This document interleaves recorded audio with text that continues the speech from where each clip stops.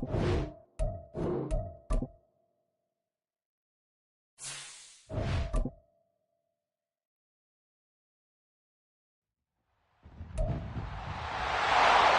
the NFL on EA Sports, and this one features the Saints' superstar wide receiver. He's putting together one of the better seasons in league history. It's the Saints and the Hawks under the lights on Monday night.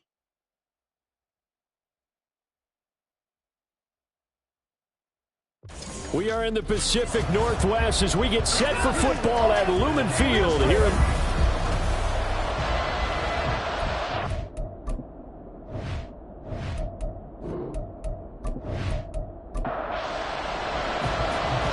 Set now to kick this one away, and off it goes. Run back here on the opening kickoff as we'll start at the 25. So out come the Seahawks now for their first possession. And leading them out is their fifth-year quarterback. I loved his quote during the week. If I were a defensive back, I would have wanted to play against me last week as well. He's trying to eliminate those turnovers, those interceptions, and get back on the positive side of the ledger throwing touchdown passes. Yeah, had 4 of those picks, led to the loss. And he'll hope that this is not a sign of what's in store as he has to fight just to get back to the line of scrimmage. They had the run for no gain. Now they'll try again from the 25 on 2nd and 10. Looking to throw. Tyler. He's got Anderson right side. And they work this well upfield across the 45. Last play they got stuffed at the line. Different story here, over 20 yards. That was good protection there. No, that was great protection there because it allowed him to lock in on his receiver. Although I think he was looking for his tight end on the corner route all the way. Nice connection there for a really nice gain. On first down, this is McCaffrey. And he is met at the line of scrimmage, and he goes down right there. No gain on the play there. 2nd down. 2nd and 10 at their 48-yard line. Back to throw. Tyler. As it complete to Jackson Smith-Njigba. And this is going to be another first down as the tackle's made at the Saints' 38-yard line. A solid gain of 15 yards, and the sticks move. First and 10 at the 38-yard line. Now a play fake here on first down. To the left side, there's the tight end Musgrave. And they'll get him down after a pickup of 8, 2nd and 2. This defense for the Saints, they were terrific last week in the win over the Rams. I have to admit, I was extremely impressed by what I saw on tape because they stayed in the face of the quarterback the entire game, ended up getting 4 sacks total, and made it difficult for him to step up and find receivers downfield. Also made it hard for him to escape the pocket and run.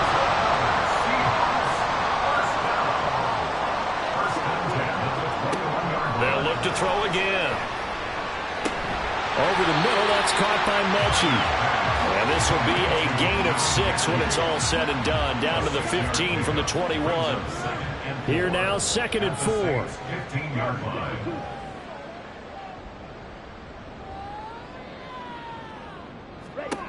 They'll stick with the passing game as he looks to throw. Back in the end zone, could he get his feet down? No, it's incomplete. It's been a good opening drive offensively thus far, but you know they don't want to waste it and settle for a field goal attempt after that incompletion. So this is a big play coming up here on 3rd. Over the middle, and there's a diving catch. They're able to convert on 3rd down, and that sets up a 1st and goal. That's a big conversion there on 3rd down, and this has been a great opening drive. You know, at this point, they'd hate to settle for 3, but they've created a fresh set of downs and a 1st and goal. A terrific opening drive. McCaffrey. Oh, he's going absolutely nowhere as he is hit behind the line. He lost 6 there on the first down play. This defense is a difficult one to prepare for, one of the best in the league. They'll come at you from all angles, and they did a nice job there stopping him for a loss. Again, McCaffrey. And he's able to get it down to the 2-yard line. Give him right around 4 on the carry. We'll see if they want to keep pounding here on 3rd and goal. It's now 3rd and goal. On the ground, McCaffrey. And this time he is in. Christian McCaffrey with his 14th rushing touchdown on the year. And the Seahawks will claim the early lead as they're on the board first here tonight.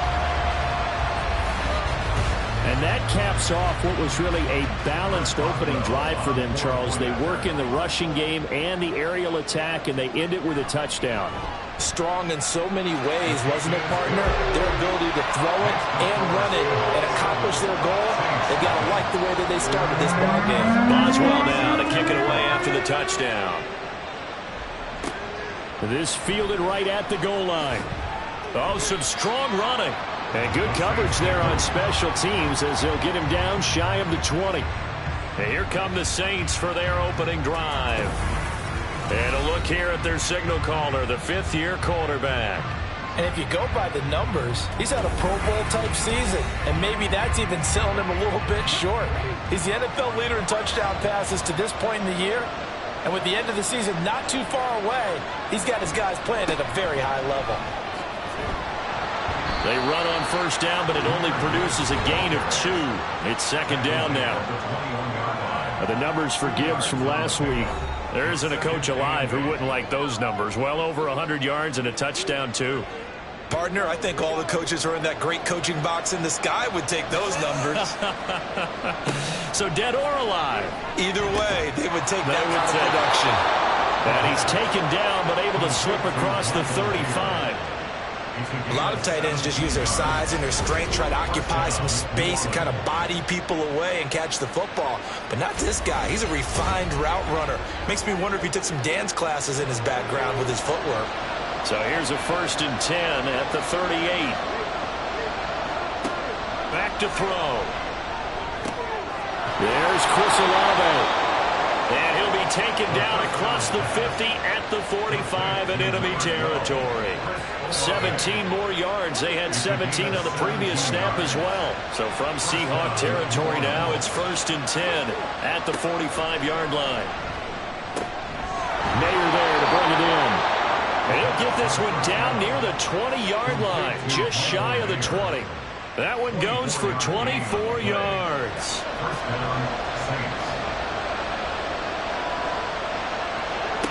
Back to throw again. He completes it to Olave. And stopped a few yards shy of the goal line at the 3.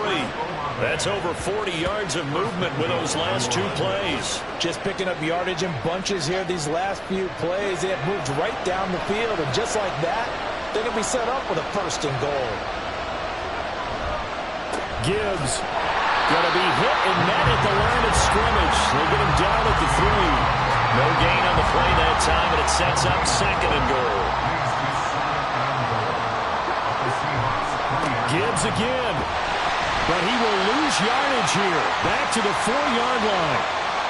Now a timeout here, at least for the moment. Looks like one of the Saints is injured, shaken up on that last play.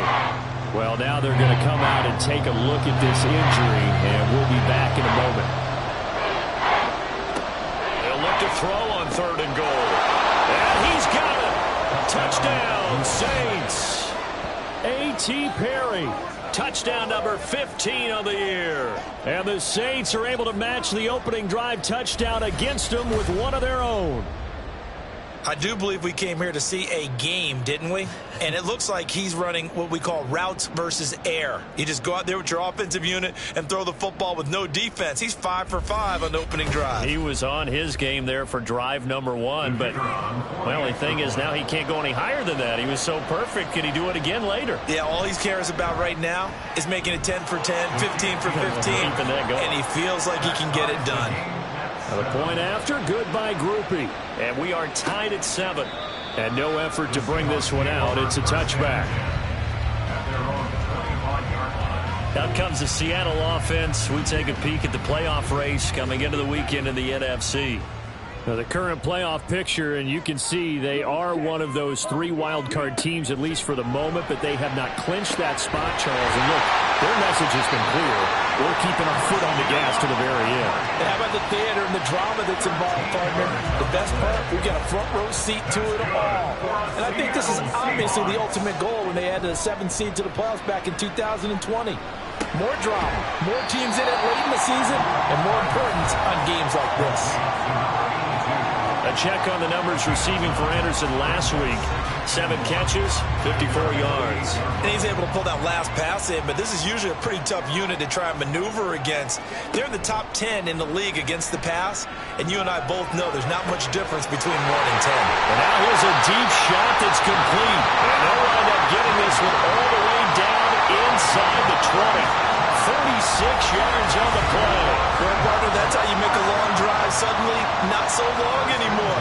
One big play, and they're already in field goal range with designs on getting more than that. So the big play means just like that, they'll operate from the red zone now on 1st down.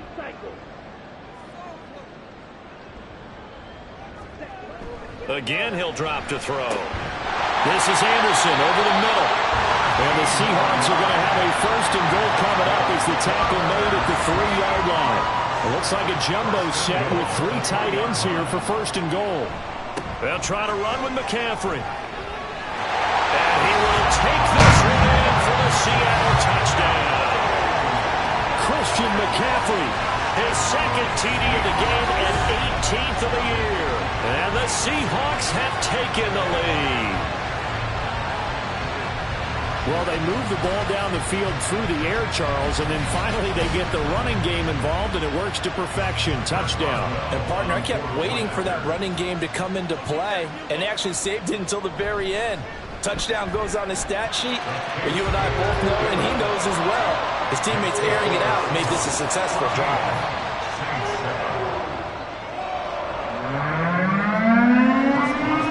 Boswell now to kick it away after the touchdown.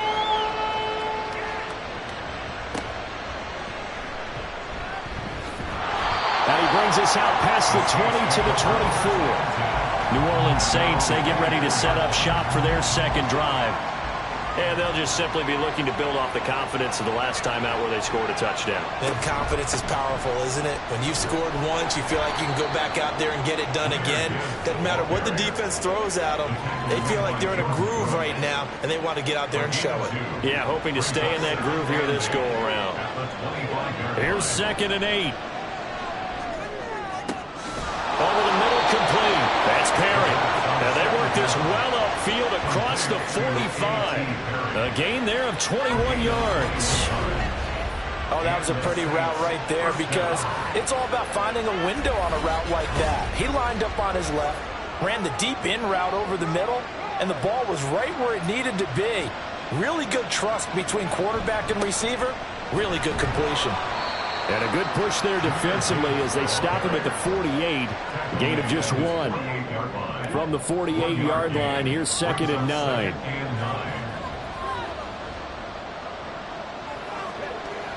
Back to throw here. The pass taken in by Mayer. And he's going to be brought down on what will be the final play of this 1st quarter. Through 1 quarter, 14-7 our score.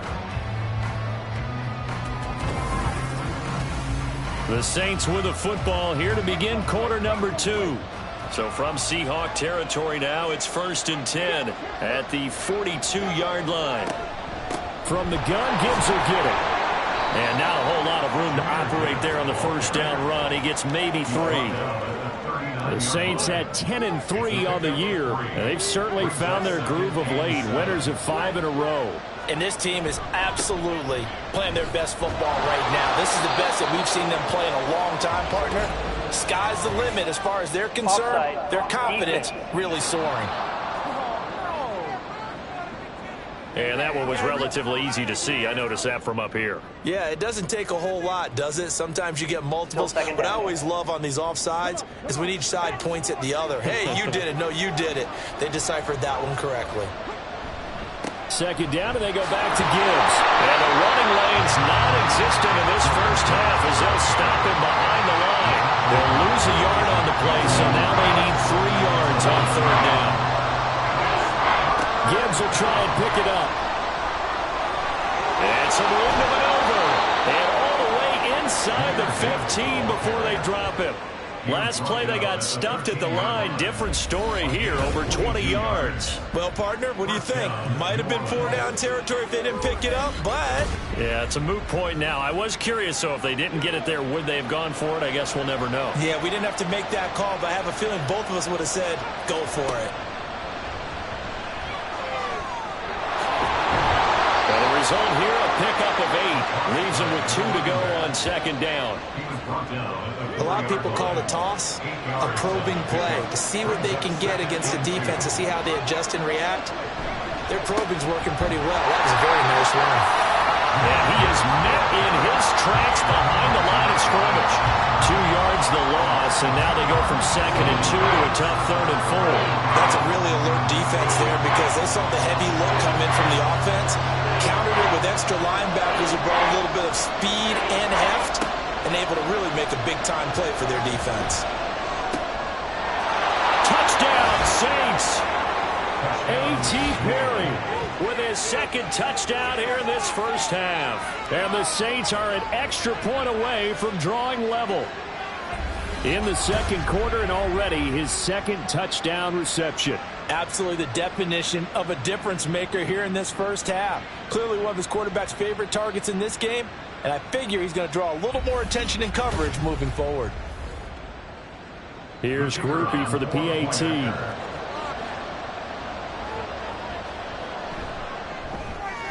And we've got a good one brewing. We're all knotted up at 14.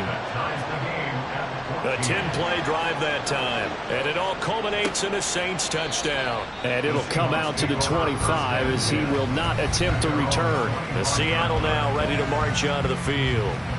So both of these teams, Charles, coming off touchdowns now, but this offense, they just had to stand on the sideline, watch their opponent author a really impressive drive to reach the end zone. Yeah, and I think you're not telling yourself the truth if you don't think there's some one-upsmanship going on right now, because they just had their touchdown answered by a drive of double-digit plays that also found the end zone. Now they want to do something even more impressive to answer that one. He'll try again with the arm here on 2nd down. Throw left side. McCaffrey's got it. And down he goes, but he takes it up to the 40. It's a gain of 15, 1st down Seahawks. Well, they use him a lot out of the backfield. He had 5 catches a week ago, and he makes another catch here for good yardage.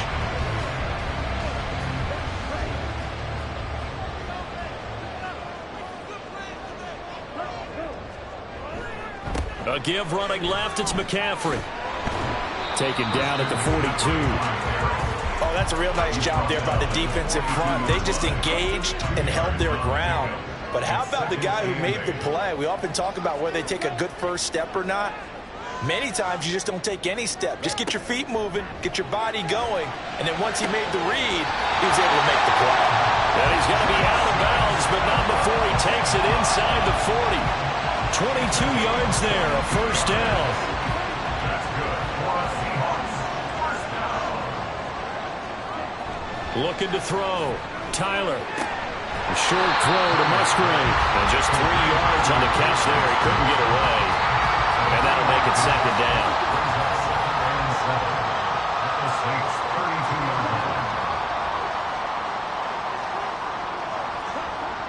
Back to throw. Tyler. Open man is Musgrave, the tight end. And he gets it all the way down inside the 10 and mark him at the 5. That's good for 28 yards. For a tight end, he's got good straight line speed, and on that route, he's often the guy that gets overlooked. Nice job there finding him in stride for really good yardage. Now they've got 3 tight ends here on 1st and goal to add some extra mass. On the toss, they run wide side with McCaffrey. And he'll get this one back to the 5-yard line, but no further than that. They'll say no gain on the play, and it'll be 2nd and goal. No gain on the play. Leads to 2nd and goal at the 5-yard line. Now they'll throw here out of the gun. And that is incomplete. A lot of force bearing down on him there. He could not hang on. It's 3rd down. Looking to throw. Tyler. End zone caught. Touchdown, Seattle. A 5-yard touchdown. And the Seahawks are going to take the lead. No surprise there. 3rd and goal down here. That's where they're going to look for their tight end. Yeah, you want that big guy running his routes because it doesn't matter who they cover him with. If it's another big guy, he might use his bulk against him. If it's a shorter defender, he might go over the top. Either way, you tend to find a little bit of a mismatch in that area. Extra point put through by Boswell. And the lead is now 21-14. Boswell now to kick it away after the touchdown. Perry, the return. Taking it about the 1. And he returns this to the 22. Now the Saints coming back out ready to go for this next drive. They'll look for a drive to tie this up, down 21-14 as they have it 1st and 10.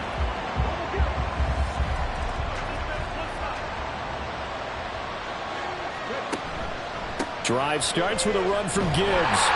They'll get this to the 24, and it's 2nd down.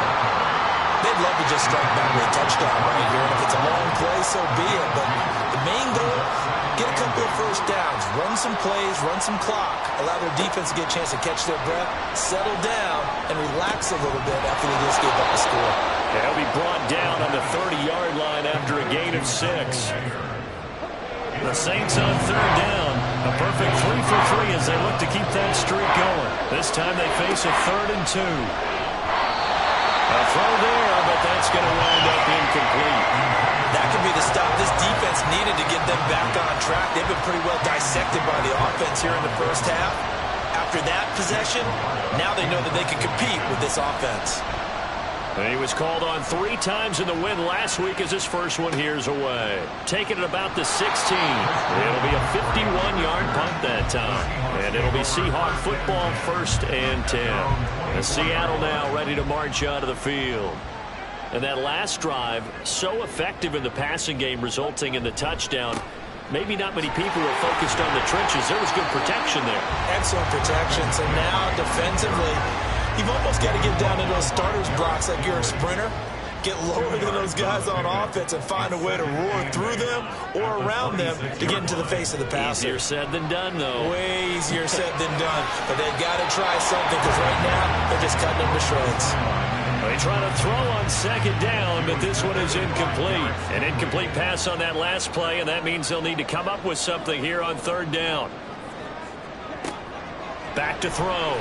Tyler work in the middle of the field, and he's got a man complete. And he is going to have a Seahawks 1st down as they're able to get the 3rd down conversion. Good strong throw and catch right there. And so far in this game, the alleys have been open for them to get completions, and they're taking advantage of it. Line of scrimmage, the 37 on 1st and 10. Looking to throw. Tyler, that's caught right side by Anderson. And he's dropped right at the 40. Gain of 3. Ball on the 40 now. Here's 2nd down and 7. At the 40-yard line. Back to throw. Tyler, and that's complete to McCaffrey. And they're well past midfield, just a yard or 2 shy of the 40. The Seahawks moving pretty well through the air. Another 1st down. Well, it certainly made a point of getting him involved in the passing game here in the 1st half. They must have seen something in the scouting that said, hey, we can capitalize on him getting the ball possibly in the open field. And I think in the 2nd half, that may loosen up the defense a little bit to get the running game going back inside.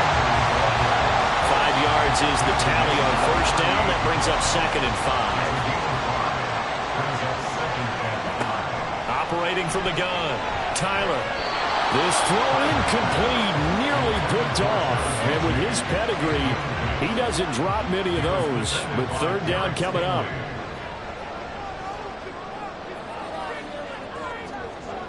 Looking to throw. Tyler. He's got his target. That's complete. And he is going to have a Seahawks 1st down as they're able to get the 3rd down conversion. As an unbiased observer, I think it would have been interesting to see what they would have done if they hadn't gotten the 1st down there. But since they did, I guess the point is moot. And they're right there in that middle ground, field goal range, punt, go for it. But as you said, they picked it up. And we've hit the 2-minute mark in this first half of action. A reminder coming up just a few minutes from now, we'll send you to Jonathan Coachman and our crew in Orlando. Coach will have a look back at some of the stats and scores from yesterday's action. Now a throw in the end zone on first down, but it winds up incomplete. Well, a momentary speed bump there with that throw, partner. The defense had other ideas, and they're trying to mount a small stand before this drive reaches the end zone. Now left side, the completion is tight end. And down inside the 15, shy of the 10. They call his number again. It's his 6th catch and a first down.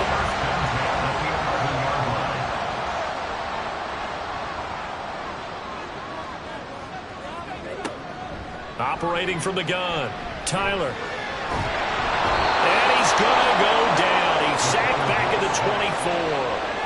Multiple players combined for their team's first sack of the game. Now that was a passer's nightmare. The front door totally shut down by the defense, so he kept going backwards, hoping to find another avenue of escape. It didn't exist.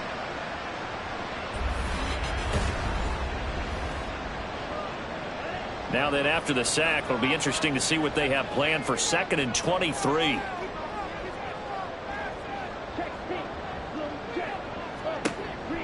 Back to throw. Tyler. A throw out wide, going to be incomplete.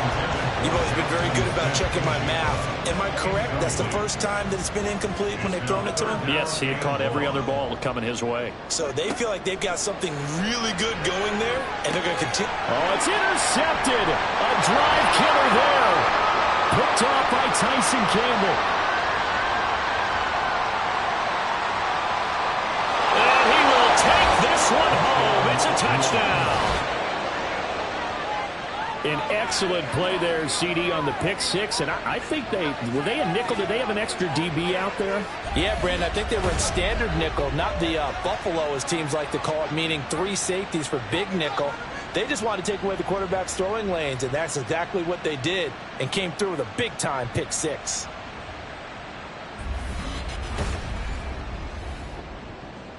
Groupie for the extra point.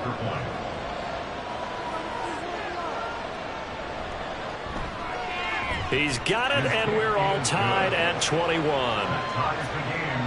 A heck of a play there defensively, getting the interception, navigating his way into the end zone for the touchdown. A couple of teams locked into a good one here. 21 all the score as the kick's away. And not wanting to risk anything here late in the half, he'll just take a knee, and they'll bring the football out to the 25. And the Seahawks offense going to get one final possession in this first half. And with time quickly fading here in the second quarter, not sure how aggressively, offensively they want to play this. I think we'll find they decide to take a shot. Throwing on first down, but this one winds up to be incomplete. Following the incomplete pass, here they go again. 2nd and 10 from the 25. Not wanting to take a chance this time, they'll keep it on the ground. And a pretty good run, all things considered. Probably would have liked that in the first quarter instead of right now as the clock continues to run. From the gun on 3rd down, Tyler, incomplete. And we're down to 8 seconds now. That's an excellent job right there on 3rd down. Like any defense, you never want to let them get anything started, and that would have been a first down. Instead, you saw the contact on time, no penalty, and before this drive could get wings, it's 4th down.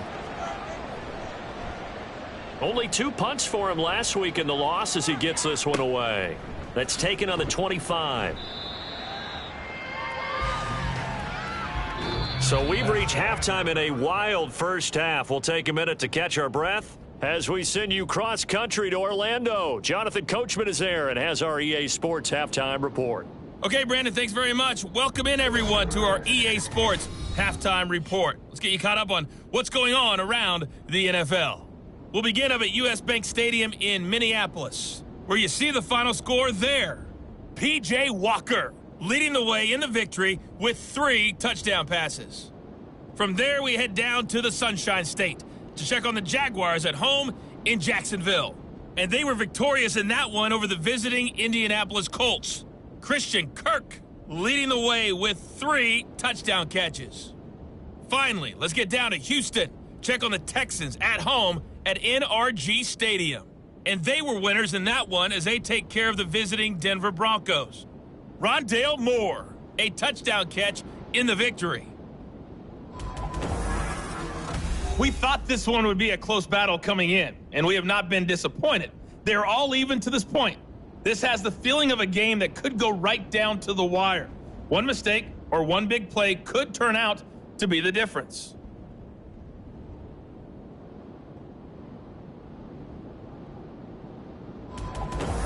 Okay, Coach, adjustments likely going to play a big role in this third quarter of what's been a tight contest so far. And ready to get the party started for the second half. It was an even first half, all tied on the scoreboard.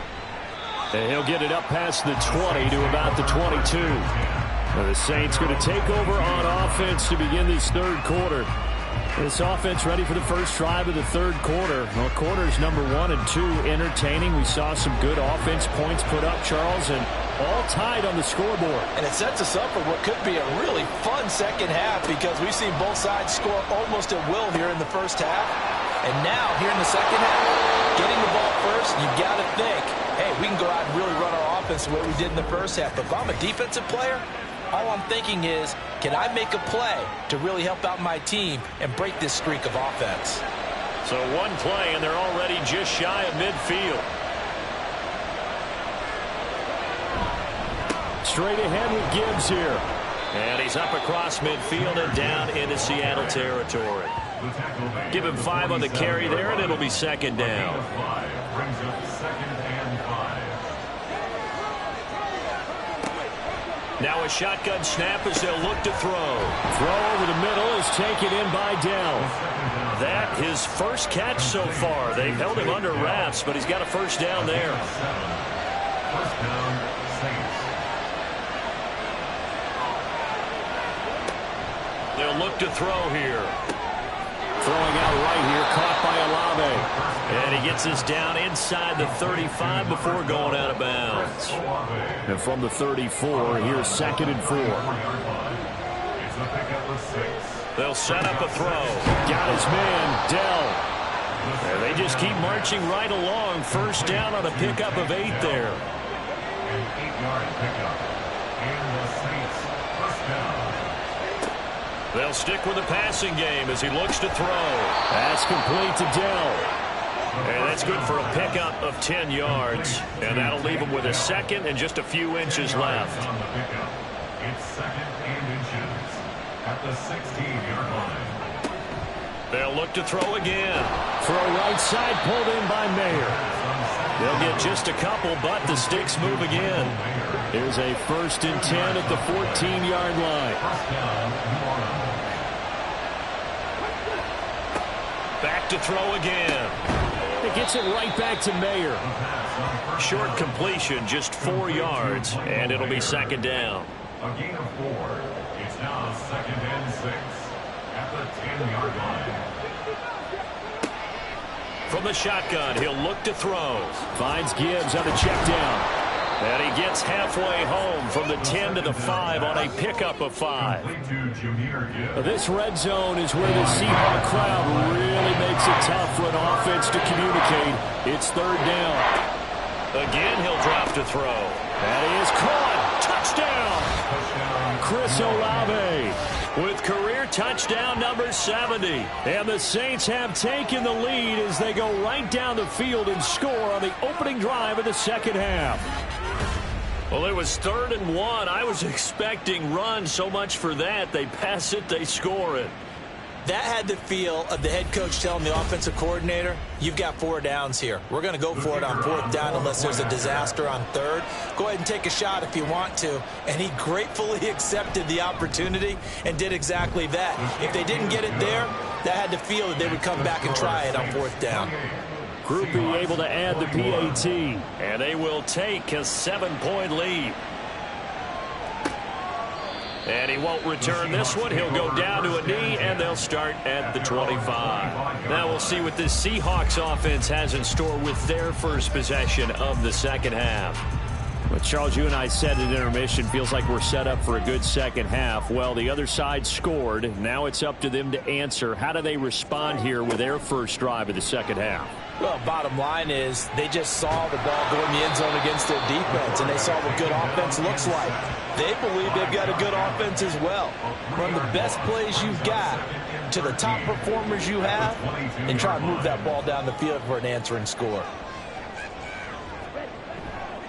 Off the play fake, Tyler. Smith and Jigbo hauling it in on the out route. And past the 40 before he's out of bounds. 75 yards receiving for him now. And it's a first down. Now how about this throw right here? Had to throw it to the left sideline, and you know the timing's got to be correct on this one. Ball's got to be right where it needs to be, and it was. That's because he had great arm strength on that one, able to drive the football. Quarterbacks love it when they can show off their arms. On 1st and 10, Tyler. And his throw's going to be incomplete. Oh, I like the calmness of how he played the ball here. No panic in his eyes as that throw arrived. Tracked it from the moment it left the quarterback's hand, and that's just where he needed to be to knock it away.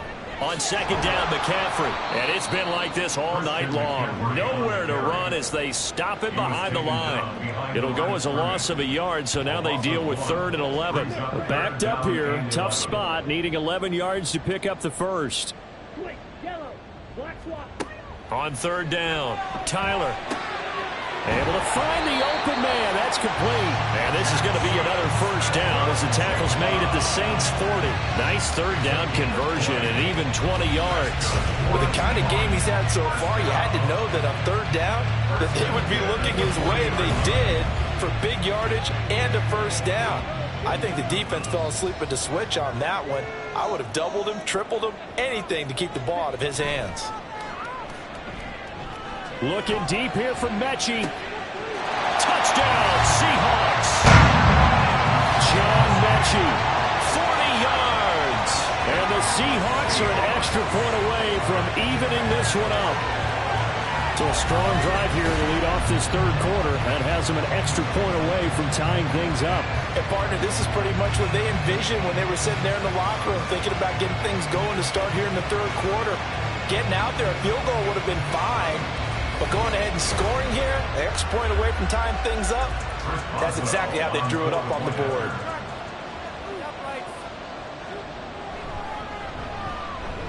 Boswell good with the extra point, and we are all tied at 28. Nothing separating these two teams on the scoreboard as the kick's away here. From a yard or two deep, here comes a return. And tackled at the 21-yard line, so a net negative there of 4 yards. Now out comes their leader and the captain of this offense back onto the field. He has been consistent, hasn't he? He played well in the 1st quarter, good 2nd quarter, and now continuing that here in the 3rd. And that's the word that they're always seeking from the guy taking the snaps, is consistency. Taking care of the ball, making sure it gets to the right people. No, that's caught inside the 20. A big-time play there for New Orleans. 63 yards. Well, this game has certainly had no shortage of offense. Both teams have been revved up from the start. And here's yet another big play. Boy, both defenses have just got to be dragging out there because they've been run ragged throughout. A real field flipper there as all of a sudden they've got a first down in the red zone.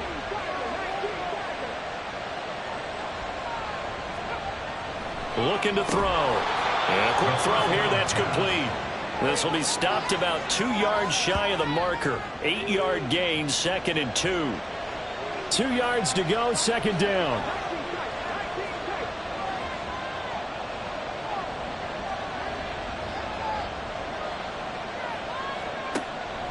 They're going to look to throw. And he's got him. It's caught in the end zone. Touchdown, New Orleans. A.T. Perry A 7-yard touchdown grab.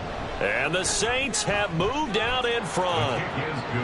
The point after, good by Groupie. And they will take a 7-point lead.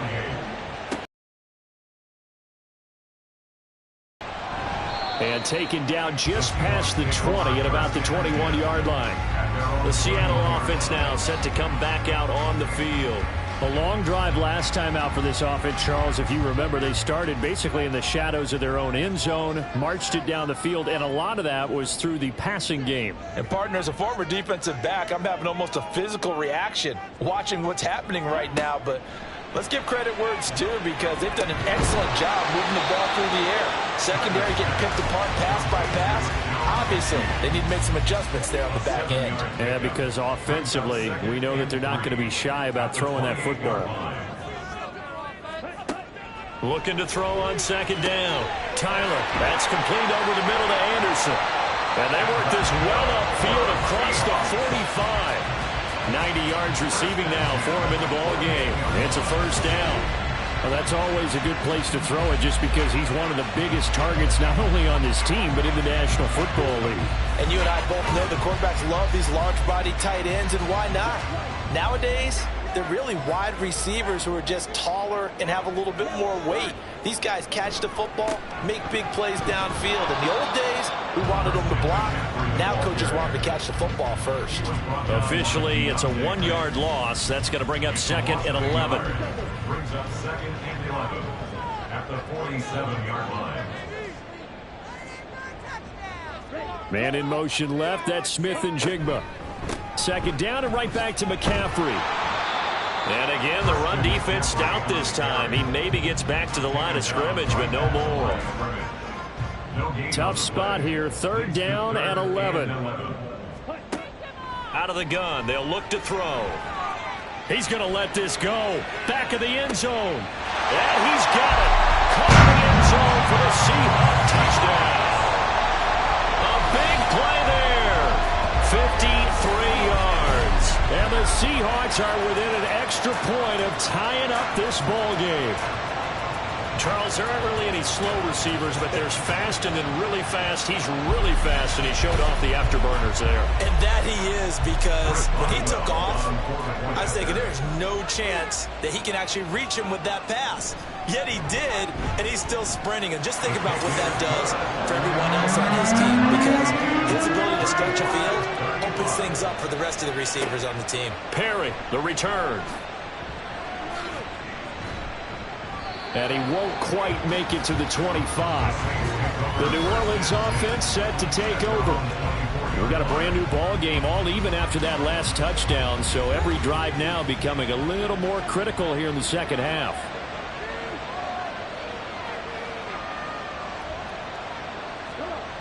They'll come out throwing here on first down. And his throw is going to be incomplete. To give you an idea of how accurate he's been throwing the football, we're in the second half. That's just his second incompletion. Well, if he's not locked in, that means everyone's locked in, because to me it's like throwing a no-hitter in baseball. The pitcher may get the credit, a lot of people making plays behind him in the field. And they'll get it all the way up about 5 yards shy of midfield. A gain there of 21 yards. Well, there wasn't much of a window there. Charles had to deal with a couple of defenders, but able to find his big tight end. And, partner, we know double coverage is a challenge for any player to try to defeat. But maybe it's a little easier if you're one of those big tight ends, because you have a size advantage on just about anyone trying to cover you, and you use your body to create some space. And just no chance of turning the corner. He can only get back to the line of scrimmage. Second and 10 coming up.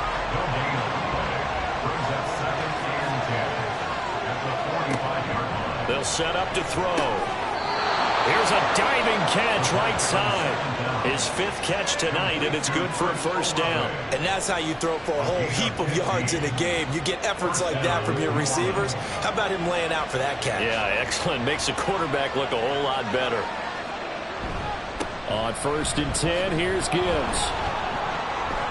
And he'll be out of bounds as he gets it down to the 30 there. 43 yards rushing for him now in the ball game. Still a few inches short of a first down as they come up now on second down. Back to throw. And he'll lay out and pull it in. What a diving catch there. Complete to number 12, Chris Olave. A gain of 14. We're off to the fourth quarter here in Week 15. Happy holidays to all. We'll return with more after this break. You're watching the NFL on EA Sports. Back now in Seattle, Washington.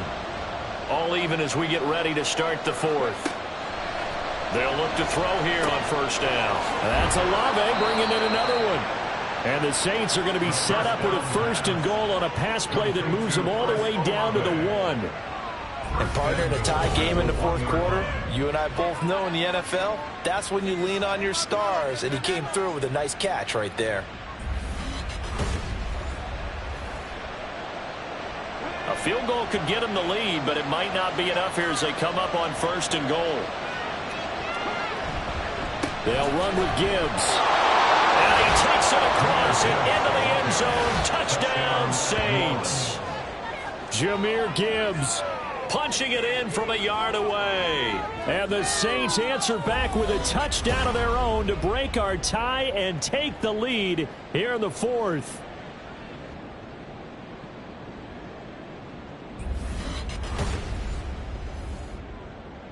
Here's Groupie for the PAT.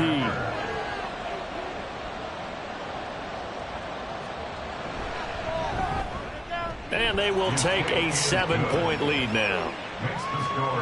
So that drive in total 8 plays. And it was all capped off by a touchdown run from Jahmyr Gibbs. And he'll decide to not bring this one out as their drive will begin at the 25. And as this offense makes their way back out, NFC playoff race time, we give you a look at what's going on there.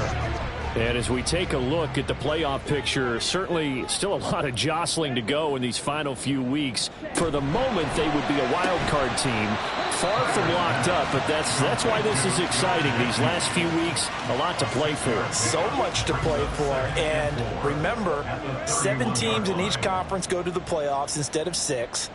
And not to mention, remember when the league made that move a few seasons ago to put divisional games at the end of the year? So you get to week 16 and 17, you're playing for playoff spots, and you're playing divisional games. Couldn't be more exciting than that. On first down, Tyler, wide open. And now look at this, big gain, but a fumble. And this is picked up by the Saints. And he's able to get it back here to the 43-yard line. A lot of talk this week about ball security. In fact, they added an extra period in practice to be more secure with the ball. It didn't work out there. Well, sometimes you just get overexcited during the game. You may all of a sudden make your catch, see some open field, and decide you're going for it, and not realizing the danger lurks while you're doing so. And there's your end result right there. A good starting spot for the Saints as they come up first and 10 at their own 43. They'll try and start this drive in the air. Slant pass complete to Olave. They'll give him 4 yards there, and that will bring up second down. 4 yards on the pickup. Second and 6 at the 47-yard line. Now back to throw. A short throw, that's hauled in by Mayer. Give him a gain of 5 on the completion. And it'll leave him with 3rd and a full yard to go. So they just need 1 yard here to pick up the first down. On play action, they'll throw. He's going to get this one out to his fullback. And that play goes nowhere. Taken down, losing yardage at the 50, right at midfield. Well, if you're going to turn things around in a game like this, Charles, those are the kind of plays that you need. And I just love the way that defense rallied to the football on that one. They got the completion, but he was smothered behind the line of scrimmage. And when you make tackles like that, your whole defense is going to be fired up. Really nice play getting to the ball. Now the ball now going back over the Seattle Seahawks offense. And a fumble last time. Ball security. Talk about it all the time in the National Football League. They've got to be better at it on this drive. Don't you think that when every team gets together for the first time, I don't care if it's OTAs, mini camps, first day of camp in the regular season, ball security comes up about what, the second sentence of the coach's address? And those are so many drills focus on that. All the time, and they do drills to make it even tougher to simulate game situations. Doesn't always work out, though. Now, meanwhile, a pass that should have been intercepted, but it winds up falling incomplete. The offense on third down tonight, can't fault these numbers, 7 for 9 thus far. This is 3rd and 10. He's got his target. That's complete. And he is going to have a Seahawks first down as they're able to get the third down conversion. I like the design that we're seeing right there. This is what they need. Down by a touchdown here in the 4th. They just need to keep working their way downfield. And when they see openings, take their shots. From the 34 now, here's 1st and 10. Operating from the gun, Tyler. He'll get this out wide here to McCaffrey. So 5 yards here, 5 on the play. And it's 2nd down. Brings up 2nd and 5 at the 39-yard line. Up the gut, McCaffrey. And this will be a Seahawks first down as he's got this up to the 45-yard line. Brandon, I think you and I were both raised the same way in the game of football. You run to set up the pass, but I think we've discovered in this NFL, a lot of teams pass to set up the run. And that's what they've done throughout this game. They've aired it out, thrown it around the yard. And he's free going down the left side. It's a foot race. He's going to get this all the way down inside the 35. 47 yards rushing for him now with a couple of touchdown runs to boot. We'll definitely see some open running lanes, and he's taking advantage of it right now, but that shouldn't be a surprise. Defense has the lead. They're playing for the pass first. They'll work his Type of a game, hasn't it? Maybe this long drive, take a little bit of the wind out of their sails, kind of settle things down a little bit. Again, they run. Again, it's McCaffrey. Still about 3 yards shy of it first as the 4-yard pickup brings it to 3rd down. coming up here looking for 3 yards to pick up the first. He finds Smith and Jigba. And he's going to be a yard short. Needed 2, but only got 1. 4th down. Now we're going to get a timeout here as it looks like there's a Seahawk injured on the play. The medical staff will attend to him, and we will step aside.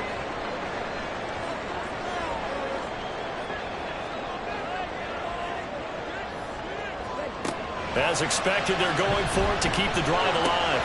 It's complete. Swings it out to his running back. And now this is going to depend on the spot. And they say he's just short. The Seahawks go for it but can't convert. And this 10-play drive winds up yielding nothing. Everyone gears up for 3rd down, talks about the importance of it. But 4th down, that's truly the moment of truth play, isn't it? Everything's dialed up a little bit more. And, you know, it's such a momentum play, isn't it? Absolutely, because it can flip either way depending on who converts on 4th down. And they start things off with a carry by Gibbs here. And he's going to get about 7 yards on that one up to around the 33. He's taken down at the 33-yard line. From the 33, here's 2nd and 3. They'll set up a throw. Short throw into the hands of Jordan. And this won't be enough to pick up the first. A gain of 2, 3rd and 1. Here now, 3rd and a yard. They'll drop the throw. Pass taken in by his big tight end. And he is going to have a Saints first down as they're able to get the 3rd down conversion. And that pickup of a first down, that's going to leave a mark because they really needed to stop them there, didn't they? That's so frustrating. Defensively, you're a play away from getting that football back here. Down late, tough. Now they've got to find a way to create a turnover or takeaway. Otherwise, this one will probably get away from them. Here's 2nd and 7. At the 45-yard line. They'll look to throw again. Got his man complete over the middle. It's Perry. And that'll wind up moving the chains again as the tackle's going to be made at the Seahawks 30. That one good for 26 and a first down. And he's over 100 yards now after that last catch. Already, of course, leading the NFL in receiving yardage. So he's done nothing at all to hurt his cause, to stay in that spot. But I've been so impressed with how he's gotten it done. Body control, route running. How about the way he competes for the football at the end of the play? Back to throw again. Going underneath, Gibbs has it. The result, only 4 yards there on the play. And that's going to bring up second down. 4 yards on the pickup. Second and 6 on the Seahawks' 26-yard line. Gibbs straight ahead. And inside the 20 before he's brought down. And not totally home free yet, but it's looking good as they come up 1st and 10. Now they show jet sweep, but instead a run up the middle here. And whistles, and we're going to have another stoppage of play as they call the timeout on defense with 1:53 left. Going for the knockout punch. They'll try and run. And he is into the end zone. Touchdown, New Orleans. Jahmyr Gibbs with touchdown number 20 on the year. And the Saints add on to their lead, and it's looking like that win streak is going to extend another week. Groupie able to add the PAT. And the lead now up to 14. Taken at the goal line. And no alley to be found. The coverage was solid, and he's dropped at the 18. So all eyes on this Seahawks offense. Down by 2 touchdowns. A little under 1:50 remaining. A crushing loss to their playoff chances on the horizon, barring a huge turnaround here, starting with 1st and 10. And this one into the hands of Mechie. And he'll get this up past the 25 before he's out of bounds. They come up now on 2nd and 2. It's a gain of 8. Brings up 2nd and 2.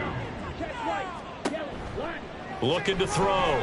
Tyler throwing quickly there, but it's incomplete. And now the focus is really clear. They need to get that first down and either get out of bounds or maybe use one of those timeouts.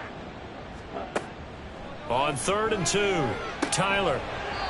And he comes back with one complete. And he is going to have a Seahawks first down as they're able to get the 3rd down conversion. This is Anderson. And they'll get him down after a pickup of 8. 2nd and 2. Here's 2nd down. Again, he'll drop to throw. Underneath, caught by Anderson, the tight end. Now the Seahawks call the 2nd of their 3 timeouts, as it comes with exactly a minute to go in the football game. That is caught. And this is going to be another first down as the tackle's made at the Saints' 38-yard line. Clock running, and the Seahawks, they're running too, trying to speed up to the line of scrimmage. Over the middle, that's caught by Mechie. And he's brought down at the 34. Call it a gain of 4. It's now 2nd and 6. Off play action. Tyler. Throwing left side, it's complete. Now the Seahawks forced to use their 3rd and final timeout. And as the two teams talk it over on their respective sideline. And it's caught. He's got it for a late touchdown. But probably a little too late. It would take a miracle of epic proportions if they're going to pull this one off. Coming from where they were, they knew this was going to be tough, but they got the touchdown. Now they need the miracle, the onside kick and a little extra. Yeah, and you have to get the onside kick and not have the ball bounce around a lot and eat up time. You want to be able to grab it, possess it, and get your offense out there for what you just termed a miracle last chance. Extra point put through by Boswell. And now things get a bit more interesting here in this 4th quarter. They had to go for it with no timeouts remaining, though now this one's as good as over. They gave it an effort. They tried their best, did everything they could to try and get the ball on the onside kick. You're exactly right. They had to try it. It was their only option. And now this game is done. Just take it, kneel, and call it a day. Charles, normally when you see a group score this many points, it's a complete blowout. But instead, they needed every single one of those in this close, high-scoring affair. And, Brandon, I'm still on the edge of my seat after that one because when you have that much scoring and it still comes down to a one-possession game at the end, that's not something we see very often. And in this case, these offenses, they brought it. The defenses, they're going to need some work going forward. So for the Saints, they remain in the hunt for a first-round bye as they move to 11-3 on the year. And they'll have another road date next week with the Carolina Panthers. Meanwhile, for the Seahawks, they'll drop to 9-5 on the year. And they'll try to get back to their winning ways next week as they head to Santa Clara to take on the 49ers. So for Charles Davis and our entire crew, I'm Brandon Gaudin. Next game, guess what? Charles and I will be here again. It's the NFL on EA Sports.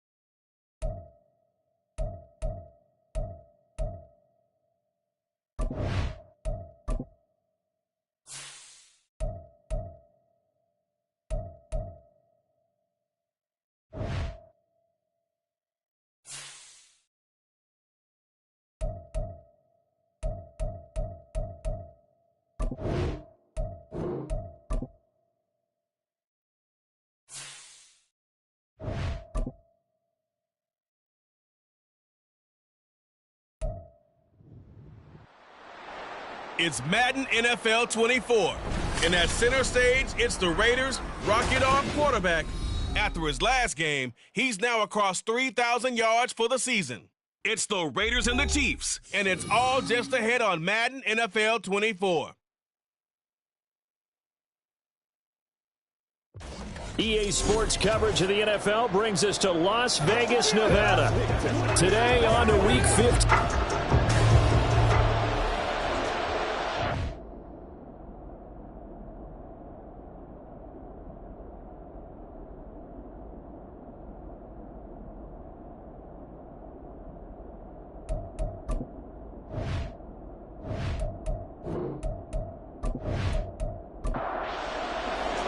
And off we go from Las Vegas. And here comes a return from just beyond the goal line. Decision to bring it out ends up not being a good one. Costs him about 5 yards as he's tackled at the 20. So here comes the Raider offense now onto the field. And they will be led out by their second-year quarterback. I tell you what, when he is on schedule for that week, secondaries take notice because you've got to stay alert back there on every snap. A truly powerful arm, one that's capable of challenging any level of the defense on any given play. That's why so many scouts preach arm talent when preparing for the NFL draft. A quarterback with arm strength to make every throw in the book, he's an asset to have in any offense. Jeremiah Owusu-Koramoah. He's the one to get him, and that is sack number 7 for him on the year. Well, we knew coming in it was going to be a long afternoon if they weren't able to hold up against this pass rush, huh? What we didn't know was that protection was going to spring a leak on the first play from scrimmage. Got after him right out of the gate. A situation they'll certainly want to avoid going forward. An early second and long they're facing.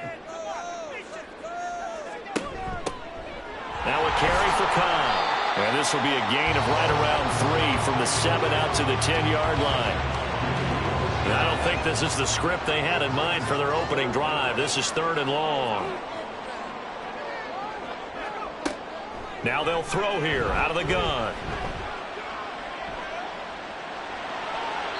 And that is incomplete. Not only did he have a chance to scan the field there, it felt like he had a chance to scan it twice. The protection was that good. Unfortunately for him, the coverage downfield, equally good. The punt team on now is from their end zone. They get it away. It's fielded at the 45. That'll go as a punt of 42, 7 on the return. And the Chiefs will have excellent field position here as they take over. So now you've got their offense coming out for the first time with great initial field position. And a glance here at their shifty mobile signal caller. That was a solid performance last week, wasn't it? 2 touchdowns, no interceptions, ran the team well, won the ball game. Bottom line, may not have been earth-shattering, but it didn't need to be. Oh, he's going to air it out right away. That's going to be knocked away and incomplete. This offense, Charles, we've talked about how well they played all season, sitting now at 13-0 and a finish line for a perfect regular season. That's in sight. Some in the media this week were pointing back to the 07 Patriots. Of course, remember, they finished the regular season unbeaten, but they were tested multiple times in that final month plus. Yeah, it was something like 4 of the last 6 wins were one-possession games, and they played like a team that was trying to protect something instead of chasing something. And that's what happens when you have an undefeated record. So it behooves you as a team, get a couple blowouts in there so you get a chance to relax and breathe. But that's much easier said than done. On is the punter Townsend as he gets this one away. And this will carry out of bounds. Where are they going to spot it now? At about the 18-yard line, it looks like. The Raider offense heading out as we take a look at the playoff race in the AFC.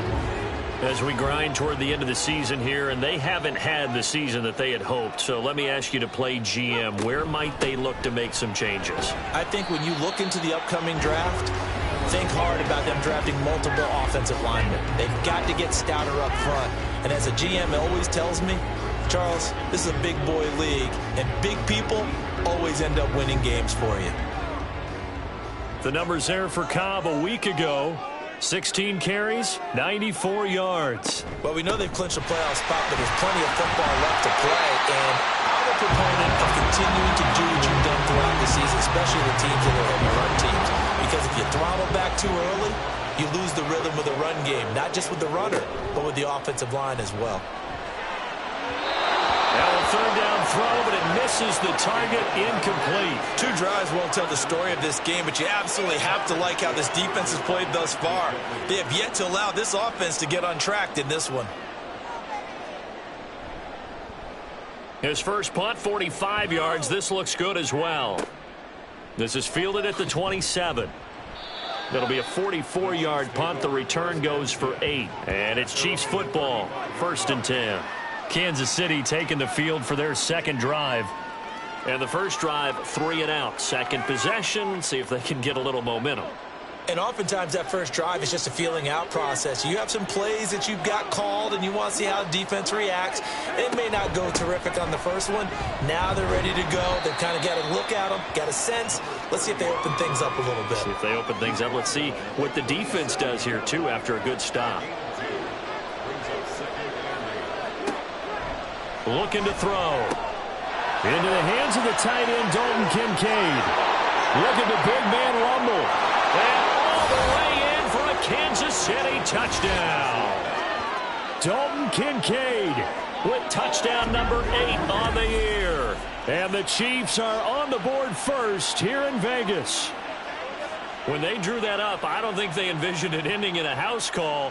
But he got it and took it all the way home. Really impressive run after the catch, wasn't it? That was really special by him. But let's face it, in today's NFL, those tight ends are often former wide receivers or maybe even sometimes bigger running backs. They just put them in a position to get a great matchup and make plays like that. Extra point by Butker is on target. And it's now a 7-0 game. And this will not be returned. It's a touchback, and they'll begin at the 25. The Raiders heading out to take over. They're still in search of an initial first down as they come up here 1st and 10.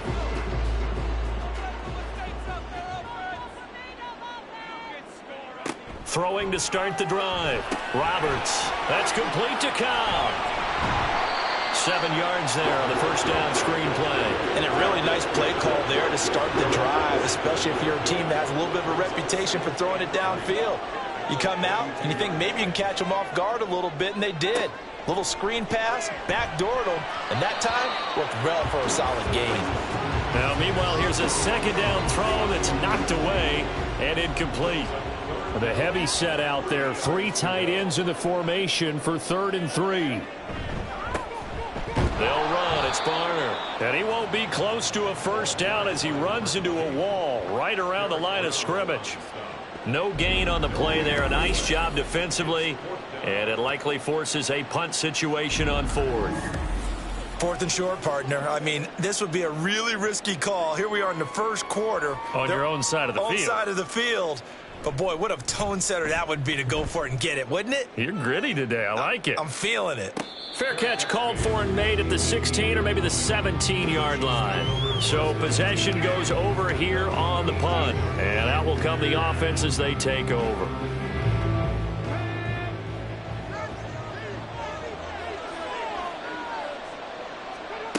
They'll come out throwing here to start the drive.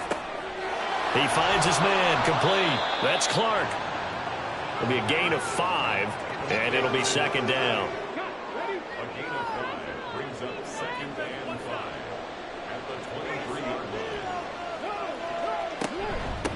Now a handoff up the middle. It's Clark, and he'll take it forward for about 5 up to the 28-yard line.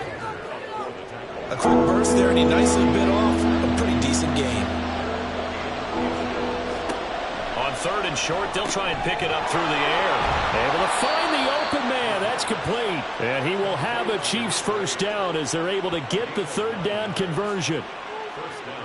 Got to say, I was a little surprised to see him, Charles, come out in the shotgun on 3rd and less than a yard. Yeah, but the way the NFL is nowadays, we hardly ever see anyone really run for it on short yardage.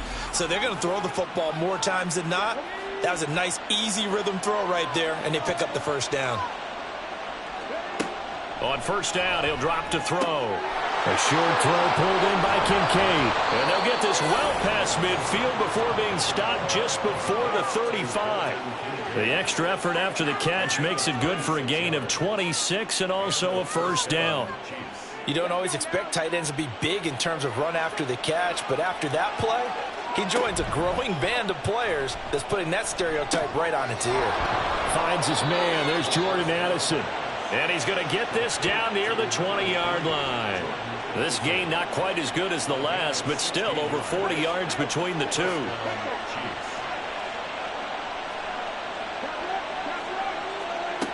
They'll stick with the passing game as he looks to throw. It's complete to Williams. So the completion good for 7 there, and it'll be second down. It's a gain of 7. Brings up 2nd and 3. At the Raiders. Back to throw here. That's caught by Kincaid, working the middle of the field. And the Chiefs are going to be looking at 1st and goal as they move this down to the 4-yard line. 1st and goal at the 4-yard line. They'll try and run for it on 1st and goal. And he is in. Touchdown, Kansas City. A great play there. His 2nd rushing touchdown on the year. And the Chiefs are off to a 13-0 first quarter lead. So, partner, it was a passing game that drove them down the field, but when they get close, they trust that man in the backfield, and he took him home. And they trust their offensive line as well, because so many of these units, they specialize in either pass protection or run blocking. This group shows its versatility and gets both done on this drive. Extra point by Butker is on target. And that'll make the score 14-0. Now after the touchdown, here's Butker on to kick it away. From a couple yards deep, he'll bring it out of the end zone. And only able to get this to the 19, so probably should have opted for the touchback. The Vegas offense ready for their next possession. Not only are they in search of their first score, they're in search of their first down in this ball game as they come up 1st and 10. And he'll be taken down at the 20 after a gain of just 1. You talk about this Chiefs defense. They were terrific a week ago in that victory over Tampa Bay, Charles. Have to admit, I was extremely impressed by what I saw. They ended up getting 4 sacks in the game, stayed in the face of the quarterback the entire time, made it difficult for him to step up and find receivers downfield. And that's what they told us this week, that pressure on the QB is key. Now Roberts from the gun on 3rd down. And that is too far out in front. He couldn't haul it in. Incomplete. Well, this first half has not gone according to plan so far offensively, or even defensively for that matter. They could use a big-time spark somewhere, but it's not going to come on this drive as they have to punt this one away. And here's a fair catch taken at about the 24-yard line. So a change of possession here on the punt. And they will take over 1st and 10.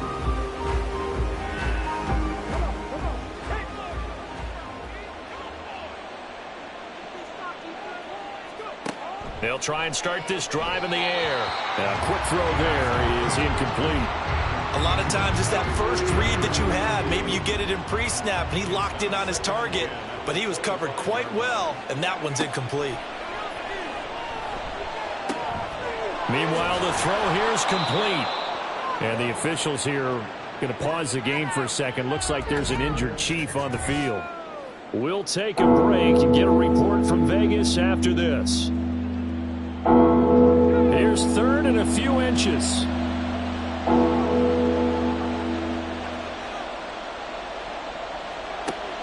They'll set up to throw. He's got his target. That's complete. And he will have a Chiefs first down, and he'll have it by plenty as they're able to keep the drive alive on 3rd and inches. A pretty sizable deficit here in the first quarter. This defense probably need to get off the field in those situations on 3rd down. And you and I both know in this huddle before that last 3rd down play, that's exactly what they talked about. Let's make a play. Let's get off the field. Let's reverse the momentum. Instead, they got hit with another first down, almost back to the drawing board. 2nd down and 4. Brings up 2nd and 4 at the 47. Up the middle they go. Clark. There he goes, right side. And he'll go down, but not before getting this inside the 30. A big chunk on the ground there, 27 yards. Well, they came into this game saying it was important that they set the tone and show that they can run the football. I believe that they've done that here in the first quarter. So here's a 1st and 10 now in Raider territory at the 26-yard line. Off the play fake, he'll look to throw.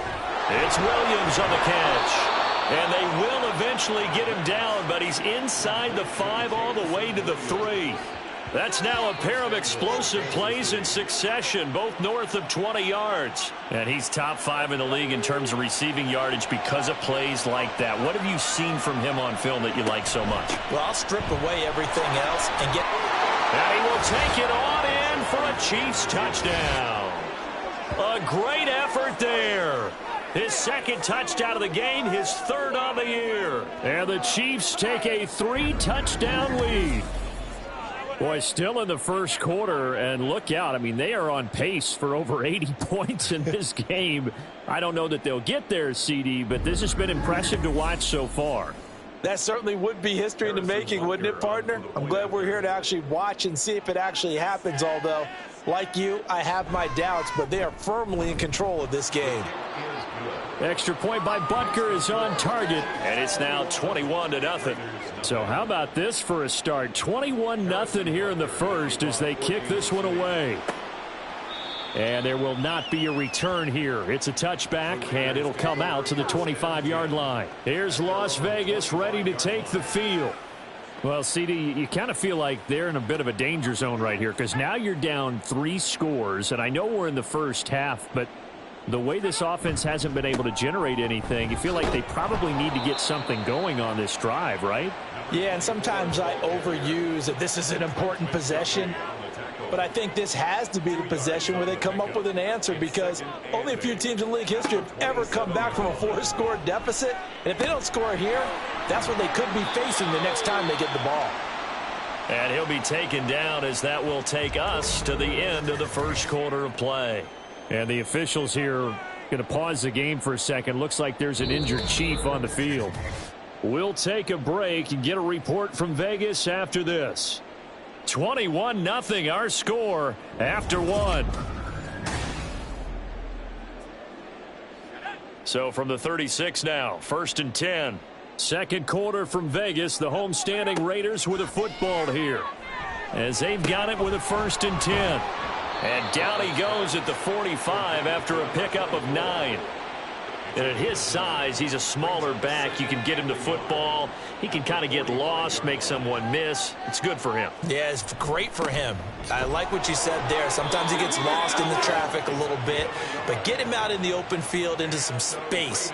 That plays to his strengths the best and keeps him out of it where all the big boys are. You know, make him make someone miss in the open field. They keep it on the ground. Cobb again.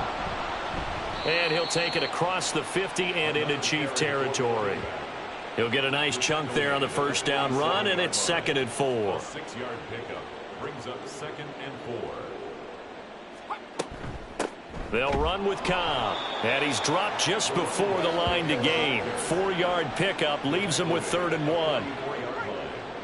That's a gain of 4. Brings up 3rd and 1. Here's Cobb. And he's got the first before he's brought down at the 39-yard line. 5 yards is the pickup there as that extends this drive. This offense finding its legs now. Here's another 1st and 10. Dobbs goes in motion. And he'll get an opportunity with it on the touch pass. Oh, and that is well read defensively. A great job of setting the edge, and that little touch pass is going to turn into a loss. Well, I think the hope is, you know, with a touch pass like that, maybe you catch the defense off guard, but they were all over that one. And it is the kind of play that works better against certain defenses, and this clearly was the wrong one to run into. Really nice job getting him down behind the line of scrimmage. The Raiders on 3rd down. Just 1 for 5 to this point. This is 3rd and 10. And the Chiefs are going to get him. Jeremiah Owusu-Koramoah. That is now 2 sacks for him here in this first half. 3 scores down, not even a halftime yet. They're not getting much generated offensively. They've got to figure it out. It's tough because this defense just seems to be playing with so much confidence right now. They really are. They are on their toes, and they're getting at them. Las Vegas sending out their punter now as he's on for the 5th time here today. He's averaging just under 50 yards a punt as he gets this away. And no return here. Where will they spot it? They say just outside the 20-yard line. So the Chiefs offense heads out. There's a look at the playoff picture in the AFC. Well, we do know, Charles, they will be in the playoffs. They currently sit at pole position number 1, but nothing's set in stone right now. They still have to earn that top spot. And it makes me reflect back to preseason when you and I do our tours of camps. The prevailing message in each and every one of them was what? Win the division. Win the division. Win the division. You know you're in the playoffs. It means something. It means a home game. It means a number. And now off to the races down the right side. A big play there for KC. 55 yards. And the offense is saying to itself right now, if only they were all this easy, because he was wide open. And once he made the catch, plenty of room to work his way downfield. That was a breakdown on the defensive side of the ball, one that they want to fix immediately. A real field flipper there, as all of a sudden they've got a first down in the red zone. He'll drop to throw. He finds Ross, right side, it's complete. And they've got it inside the 10 at the 8. They get 10 more there, and I believe that'll be enough for another first down. It will.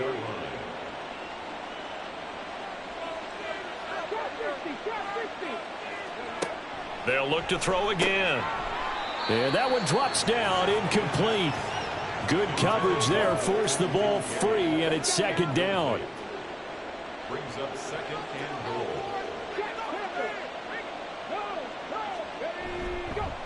One back in the backfield, he'll get the carry.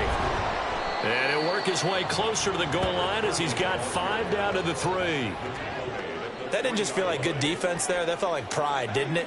He's already gotten into the end zone twice, trying to get there for a 3rd time. No one likes to have the hat trick. And in for the Chiefs, touchdown. Noah Gray From 3 yards out. And the Chiefs are able to widen their lead here in this first half. Well, that's just how they drew it up, CD. His first read there got it to him quickly and into the end zone. Absolutely excellent execution by all involved. And the coordinator, got to give him credit, found the perfect play call. Quarterback let it fly as soon as the target came free. And his guy made a nice catch. Just how you draw it up in practice and then execute it in the game. Extra point by Butker is on target. And the route is on here in this first half. Now after the touchdown, here's Butker on to kick it away. No run back here, down to a knee, and this drive will start at the 25. So out come the Raiders. See if they can put this drive in the end zone, Charles, because it's been a little bit of a rough go at times. They've had to punt the football a ton in this ball game because of stalled out drives. So are you saying that you're kind of tired of seeing the punter run out there and do his thing during this game? Is that what you're trying to say? Well, I mean, I'm okay with it. I have a feeling that this offense, they don't want to see the punter again. And frankly, the punter doesn't want to run out there anymore himself. He would love to see his offense put together a drive and give his leg a rest.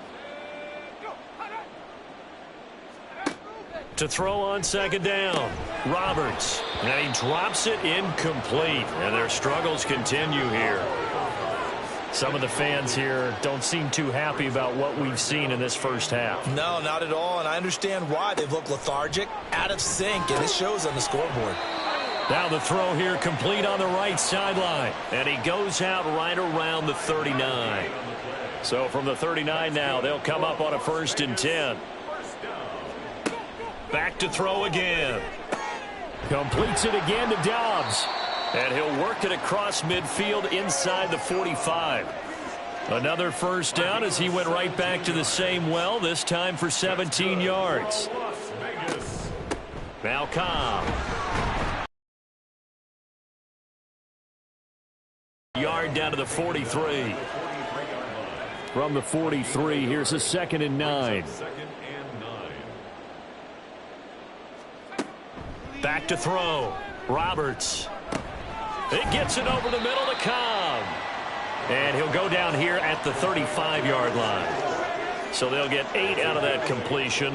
And now 1 yard to go on third down. Operating from the gun, Roberts. And he'll be taken down, but he does have first down yardage. Give him the third down conversion, 5 yards on the play. Now Barner. And he'll manage to pick up about 4. It's second down. And that was a quality play to start a new set of downs. That was simply an offensive line winning the battle up front and winning in a big way and giving their guy in the backfield a nice lane to hit. Only a yard on the pickup there, and it'll bring up a third down. They just keep trying, but so far, finding no room for him to run. None whatsoever. In fact, you run the numbers. He's under 3 yards a carry at the moment. They'll need 5 on this play to move the sticks.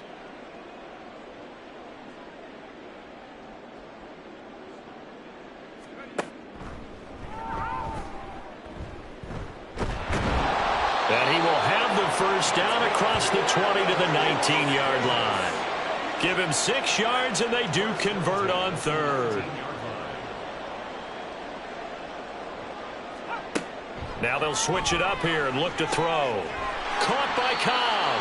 And he'll be out of bounds, taking it just shy of the 10 at the 11 or the 12. Now a 2nd and 2. It's a gain of 8. Brings up 2nd and 2. Out of the gun, they'll look to throw. He's got some room to operate. And the Raiders are looking at 1st and goal as he's tackled all the way down at the 2-yard line. This is 1st and goal and a golden chance to get a score back here before halftime. They'll run it now with Barner.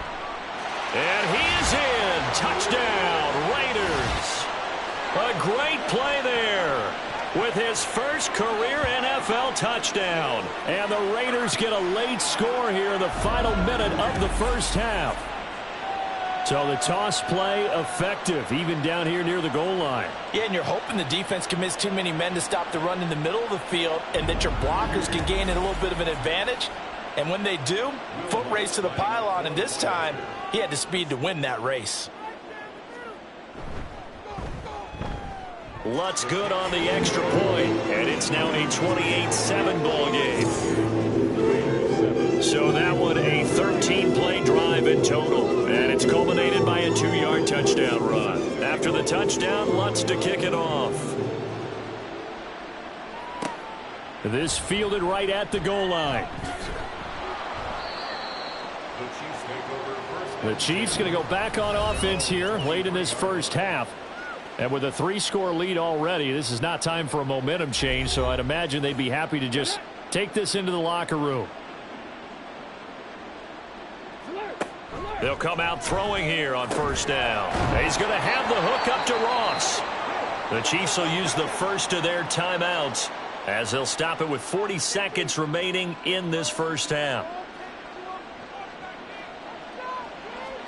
2nd and 2. And that'll be incomplete. Took a pretty good shot as he tried to pull that one in. Couldn't hang on, third down.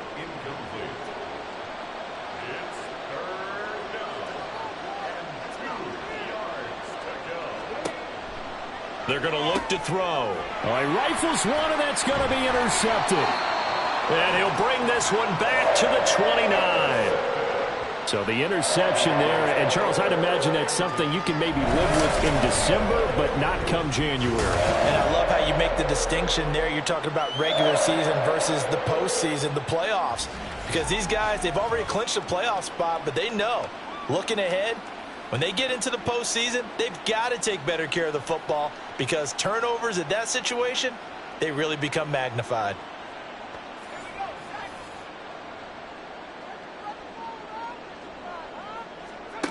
Roberts throwing to start the drive. And that one will fall incomplete. Clock here now just under 30 seconds to go in this first half.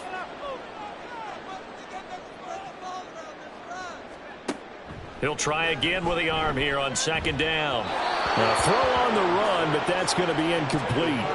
Well, they approached this drive with a lot of confidence after their last one ended up as a touchdown. But incompletions on their first two throws has them huddling up and trying to figure out a big play here on third down to get their momentum going again. That's complete to Dobbs. The Raiders going to use one of their timeouts as the clock will stop with 20 seconds to go in the first half. Throwing on first down, but this one winds up to be incomplete. I'm really liking what I'm seeing from this defense because their coverage has been playing at a shutdown level so far. Even backed up late, they're forcing incompletions and fighting to keep them out of the end zone as the first half winds down. Another throw on second down, and this one incomplete as well. He shook his head right when he released that throw. He knew it was going to be a little off target. Yeah, the excitement got him on that one. Wasn't able to control the fact the receiver was open, and it would have been an easy throw.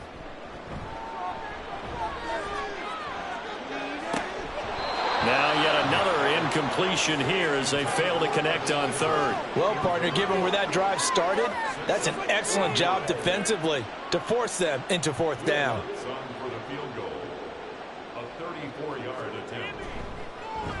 The kick by Lutz is good, and the deficit drops now from 21 down to 18.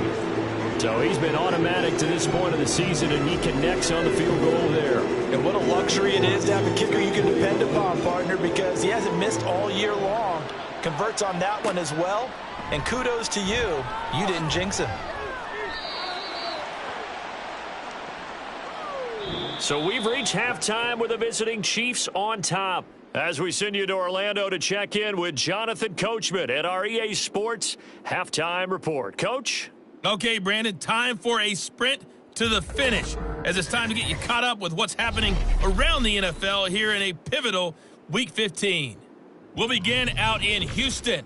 And as you see, they were winners back on Thursday night. Rondale Moore, a touchdown catch in the victory. We'll stay in the AFC South as we head over to check on the Jags at home in Jacksonville. And they've got the lead over the visiting Colts as that one's gone to halftime. A couple of touchdowns there for Travis Etienne. Finally, let's get to the desert to check on the Cardinals at home in Glendale. As you can see, the score there in the second quarter. Josh Downs, a touchdown catch in that first half.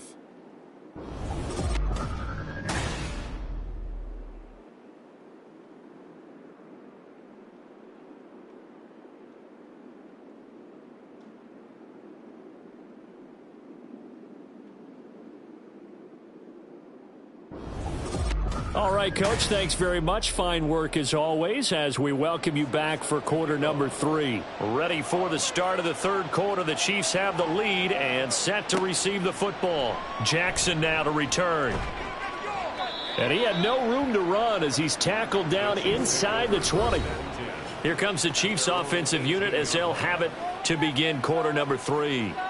As this offense takes the field to begin the opening drive of the second half, Charles, remember in that first half, good through the air and really all around an outstanding offensive performance. Absolutely. They reached the end zone several times. The passing game working awfully well, and most importantly, partner, and they went into the tunnel with a lead. They come back out with that lead. Absolutely. NFL coaches, we know they're perfectionists in a lot of ways, but they had to like what they saw in that first half.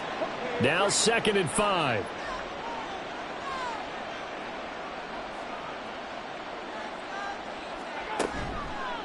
Here's a play fake as they set up to throw. Pass complete to Addison. It'll go as a gain of 4.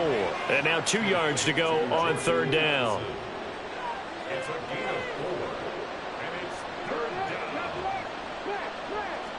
down. They'll drop to throw.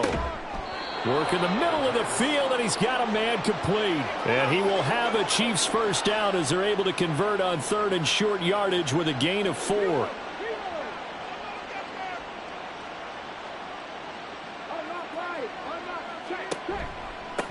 They run the counter. It's Clark. And brought down, but not before reaching the 45-yard line. 60 yards now on the ground on just 7 carries. They've got the lead early here in the third quarter, and runs like that are how they established that lead in the first half. I love the fact that you're using the word lead because they are leading from the front, pounding on the defense right now with the running game, and truly establishing themselves here in the second half.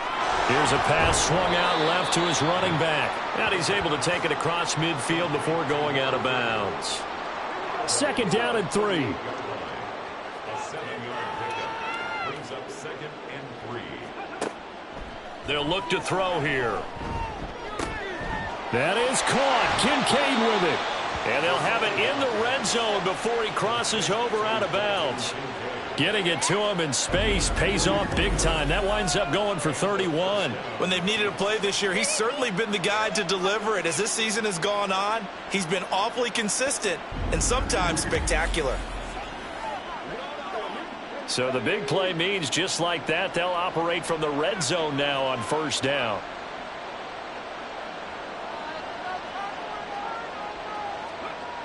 Looking to throw. That to the right sideline, and it falls incomplete. 2nd and 10.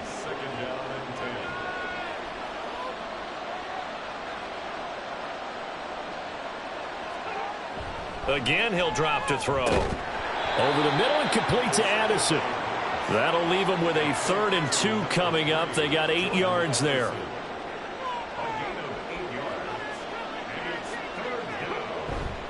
Off the play fake, he'll look to throw. And he will not make it back to the line of scrimmage as he's going to be taken down. It'll go in the books as a sack and a loss of a yard, but more importantly, it leads to 4th down. Butker's kick here is good, and that will extend their lead even further. So after 4 touchdowns in the game for this offense, this time they're forced into taking the 3. But you did mention 4 touchdowns, right? So 4 out of 5, not too bad. I think that's a pretty good record for them. This taken in at the goal line. And he'll get it up across the 20 to the 21-yard line. So here comes the Raiders offense getting ready for their first possession of the second half.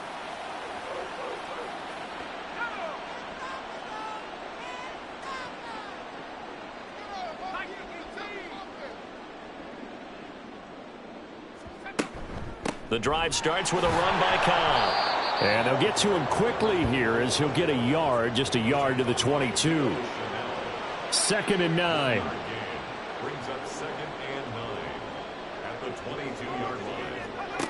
Operating from the gun, Roberts. Now a quick throw there, but it's going to be incomplete. And there's another stop. One of the league's best defenses is certainly bringing it again this week. To throw is Roberts on 3rd down. And this is going to be incomplete. Well, the passing windows are just not there, and that's just another example of how great this defense has been all game long. And that's exactly what a top 10 defense can do. They can really change the game tempo and frustrate you as you try to execute offensively. Fair catch called for and taken right near the 30-yard line. And the Chiefs now getting set to go. Their drive last time, it stalled out. They were forced to take the short field goal. And the key phrase, you nailed it. Forced to, because you know coaches look at these short field goals as a last resort, right? To them, that's not how drives are supposed to end. You're supposed to put 6 on the board. That's a consolation prize, like going to the county fair. You don't get the big stuffed animal on that one, do you? No, you don't go top shelf. That's bottom shelf material. Certainly worth noting he's now 1 catch away from 600. He's at 599 in his career.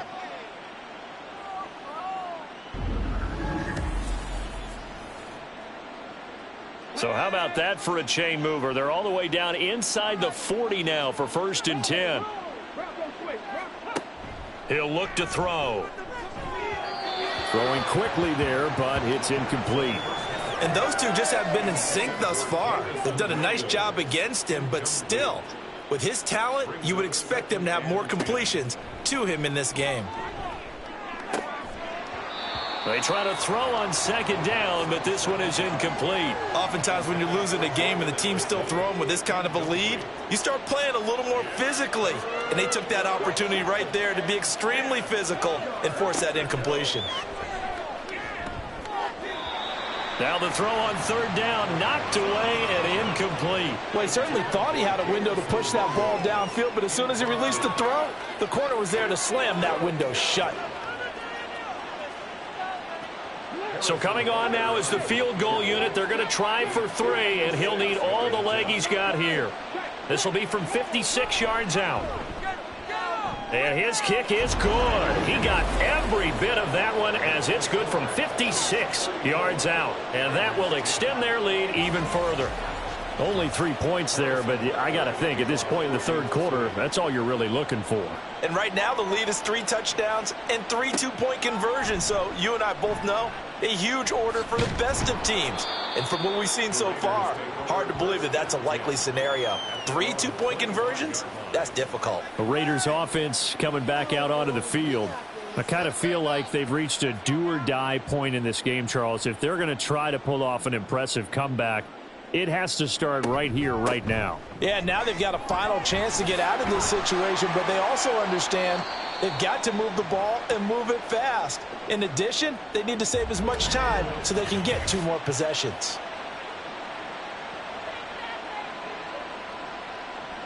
Line of scrimmage, the 37 on 1st and 10. They stay on the ground with Cobb. And a 5-yard gain gets him to the 42. Consecutive positive runs for him on the last 2 snaps. He certainly appears to be trying to put the offense on his back and just move them down the field when his number is called. The way he's running it, I keep going back to him. And some good acceleration there as he's across midfield to the 48-yard line. They picked up 5 yards last time. Now they double it and get 10 here. They'll run on 1st down. It's Cobb. And great blocking downfield as he's got this almost to the 35-yard line.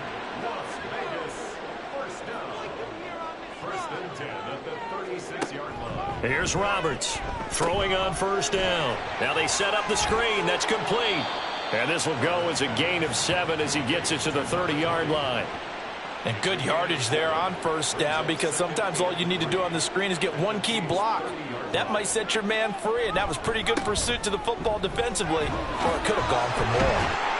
And inside the 20 before he's brought down. 14 yards is the pickup there and a Raider first. So the ball down to the 16 here for 1st and 10. Looking to throw. Roberts. And he's got his man in stride, complete. That was play number 7 on this drive, and it got him 7 yards. Simple drag route here, lined up out left and tried to work his way back across the field. You probably saw me twitch there, partner, because I think he wanted the ball a little bit sooner. By the time he looked it in, defender was right on him. And that's going to be caught for a Raider touchdown. Evan Ingram from 8 yards out. And the Raiders are able to make some inroads here to that deficit. Sometimes those tight ends are a mismatch. They found the mismatch there. And that's exactly why you want to draw up those types of plays, because coverage is just going to go to the natural guys, the guys that make the big plays on the outside. But if you work your tight end into it, that's a tough one for a defense to handle. Tough. They couldn't handle it. It worked out for 6. And he's got it for the 2-point conversion. So they tack on a pair more here to narrow that deficit a bit further. So they go with a pass there on the 2-point try and able to convert it, Charles. And a good job by the offense figuring out their 2-point play and using it well. It's interesting how people are using the strategy nowadays, though, isn't it? It really is, and I don't know how much that particular play factored in, but with the PAT moving back in 15-16, that kind of changed things, didn't it? It's really a part of everyone's strategy now. When I talk with coaches and when we sit with them, they always talk about they actually have 2-point periods in practice now, something they never really did before. And he'll be brought down right on the chalk of the 20. And now here comes Kansas City. Last time out, you remember their drive stalled, but thanks to their kicker, booted a long field goal to at least get them 3. Now here they'll try to do better and find the end zone. And in our experience, How much fun is it for coaches to know that they've got a kicker who can nail it from long distance? Now, the hard part is, as an offensive play caller, you don't want that in your head too much where you're relying on it, and he goes out and gets the job done for them. But I'm quite sure he would be content to just kick extra points from here on out. Yeah, absolutely no question. I think his teammates would be okay with him just kicking the extra points as well. Now, meanwhile, here's a second down throw that's knocked away and incomplete. So the incomplete pass on the last play, and that leads us to a 3rd and 3. They'll look to throw. That is caught. And he will have a Chiefs first down by about 3 yards or so as they wind up getting 7 there on 3rd and 4. Would it be safe to say that as precise as routes are supposed to be run in the NFL, maybe they're not quite as precise in college ball? That's accurate, yeah. And I think we saw a college route in the NFL there. Just find the soft spot, find the dead zone, and find the first down. And that's what he just did. And now a throw on first down there, but it's incomplete. Now a 2nd and 10.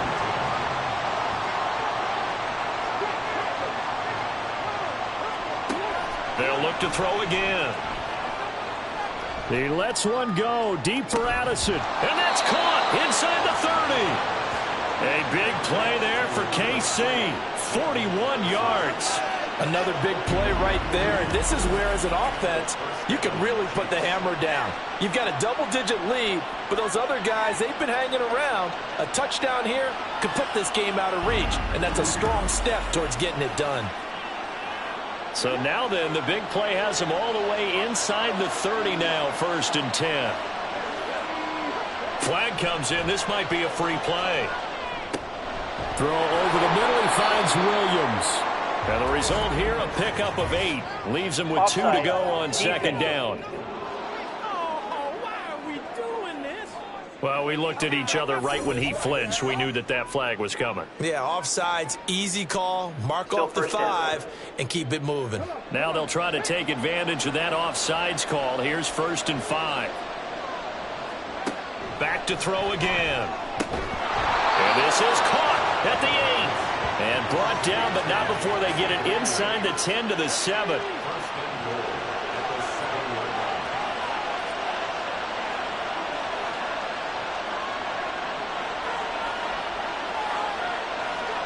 They'll stick with the passing game as he looks to throw. And he's got it. Touchdown, Chiefs. Dalton Kincaid. A beast in the red zone with his 2nd touchdown of the game. And the Chiefs are able to extend their lead. So another touchdown there, and even though we're still just here in the 3rd quarter, kind of hard now to see them giving up this lead. And this is just an offense that's imposing its will right now. You name it, they're able to do it. If you're the play caller, whatever you want to select is there. You want to run it, you want to throw it, pick a play, any play. They're rocking and rolling right now. And his kick is good, and flags fly as well. Some frustration showing through right now. This is going to be a roughing call. And that flag accepted.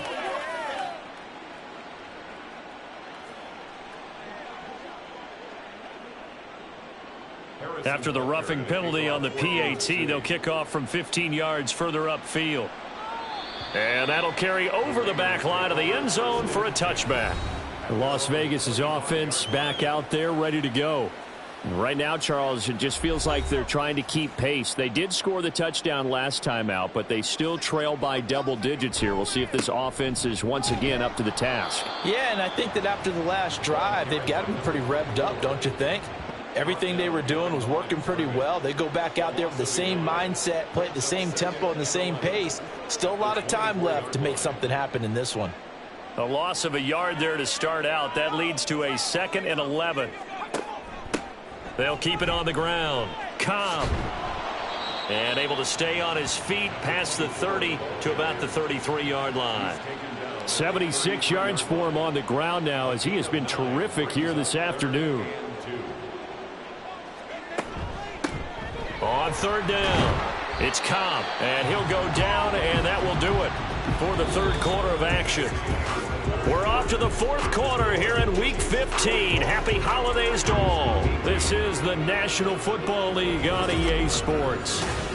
Back now in Las Vegas. Welcome back, everybody. So from the 36 now, 1st and 10. A lot of folks starting to make their way to the parking lot. Their guys trail big here to begin quarter number 4. Throwing there, but this pass is going to wind up incomplete. Another pass attempt, another incompletion, and they're just a little over 100 yards passing here in this game, so defensively, pretty good job. Definitely, because they were never really able to get the ball in the hands of their playmakers. So a lot of credit to the defensive game plan, and especially the execution. And he'll be taken down, but not before he gets into enemy territory. So now 1st and 10 in Chiefs territory at the 49-yard line. Operating from the gun, Roberts. Got a man, and he hits him in stride. And he's got this down to the 35. Back-to-back receptions for him, and it's another 1st down.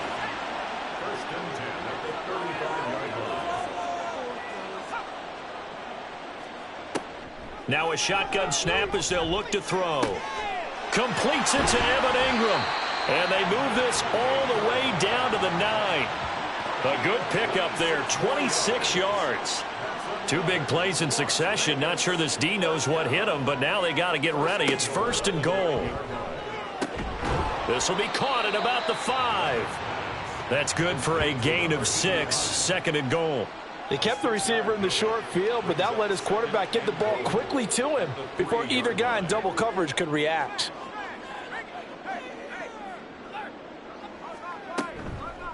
On the toss, here's Cobb. And he is going to be stopped cold behind the line of scrimmage.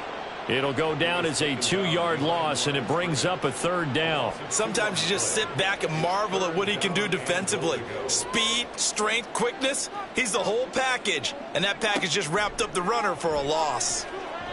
Meanwhile, on 3rd down, they take a shot at the end zone, but it's incomplete. I think here the score dictates you pretty much got to go for it. But when you look at the scoreboard and you realize that 3 doesn't do you a whole lot of good in this situation, you're exactly right.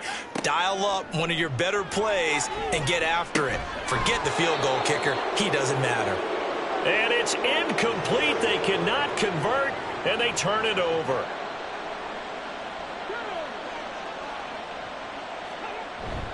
They'll start on the ground here on 1st down. And they'll get him down up past the 15-yard line. They needed some breathing room. He gave it to them. 11 yards and a 1st down. No doubt those are the types of carries they're looking for here, Charles. The lead in the 4th quarter. This is when coaches that have a reliable running game, they breathe a little easier on the sideline. Yeah, they love the idea that they can take the air out of the football at this point of the game. That means they're really counting on that offensive line, counting on the runners, taking care of the football. Because you're going to tell your quarterback, hey, no time to be a hero. We're not going to throw it here. Just eat up that clock. And if you have the ball, they can't score. On 1st down, it's Clark. Credit him with a 1-yard gain there to make it 2nd and 9. That's it. That's what you want. Straight ahead positive gain. Just keep that clock ticking. On 2nd down now, it's Clark, and they get him down, but not before he takes it across the 40-yard line. 96 yards rushing for him now, as he has been tremendous all day long.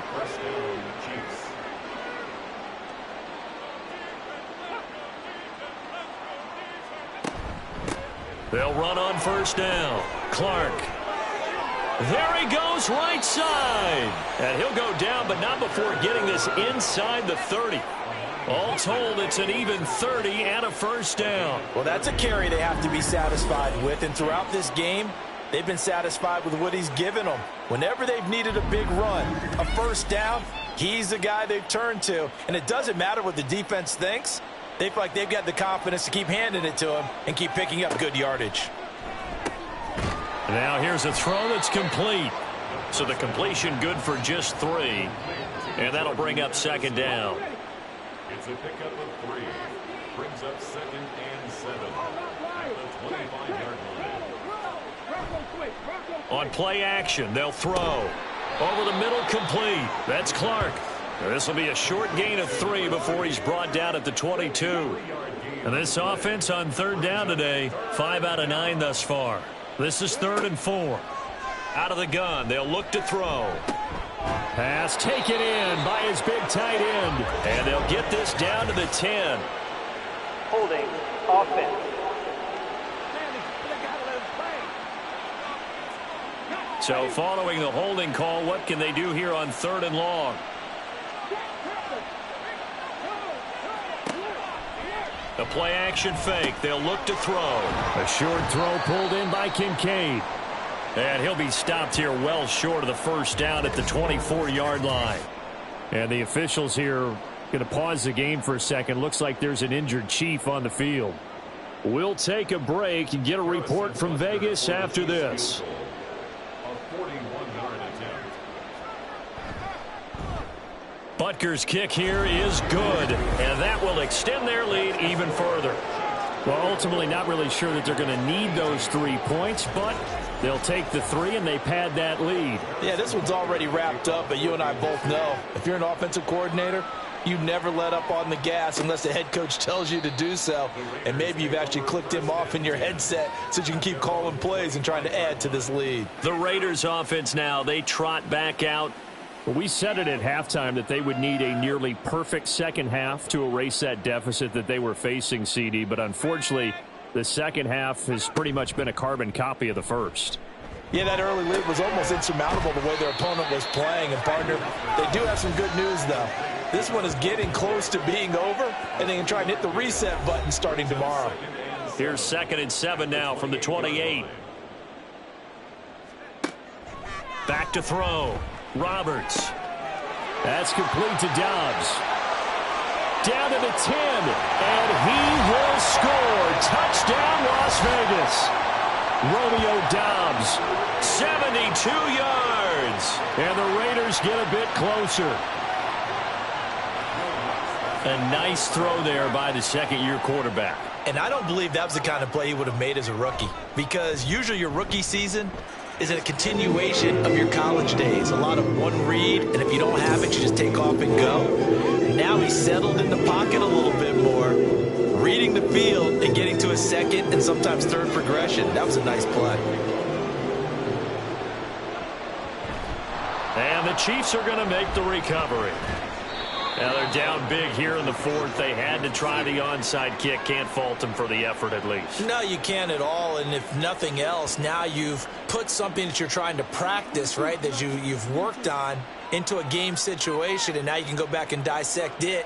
So if you need it again sometime, maybe you'll find a better way to do it. But, yeah, this game's pretty much done for them. And Kansas City's offense now set and ready to go.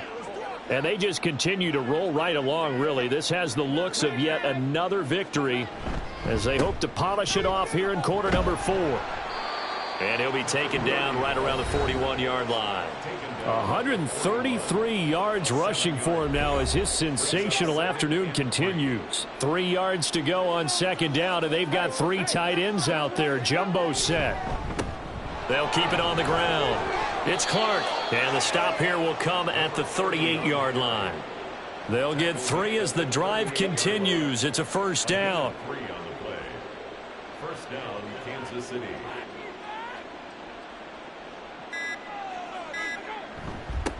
Now a handoff up the middle. It's Clark, and nothing much materializing there on the first down run. He'll get a couple, and that's it. Line of scrimmage, the 36 on 2nd and 8. Brings up 2nd and 8.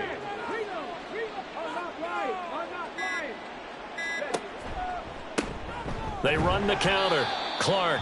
And he is not going to go anywhere. They're going to get to him behind the line, and that is going to get us to the 2-minute warning. So 3rd down, they need to get to the 28 for a first. Up the middle they go. It's Clark, and the play goes nowhere. Losing yardage back near the 40 at the 39. 4th down now after a loss of 2. On this day, the ground has been his, but at least on that individual play, we just saw the defense finally with a win. Yeah, they finally got one, and that's a win for them, but all game long, he's seen the holes, and they've been huge for him. Kind of like a baseball hitter in the zone. The ball seems bigger, and he's just whacking it. These guys, they've got it going today. And his kick is good. He got every bit of that one as it's good from 56 yards out. And that will extend their lead even further.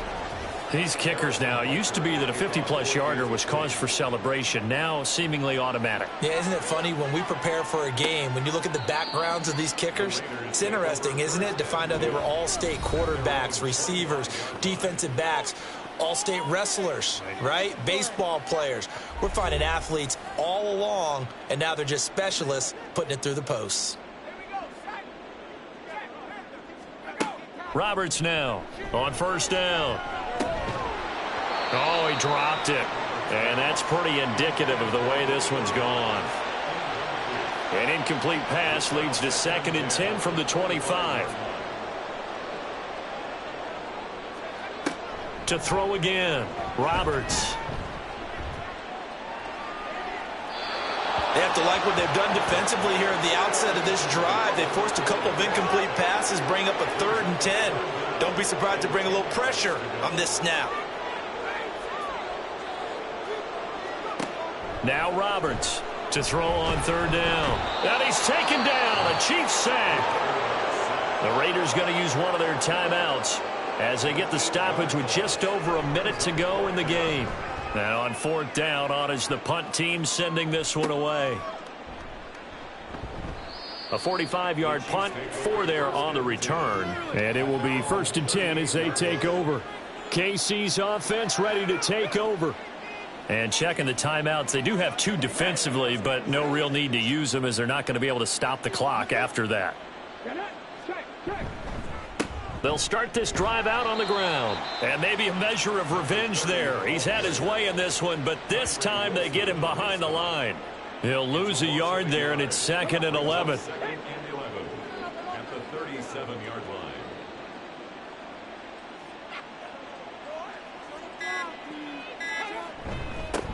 They'll keep it on the ground.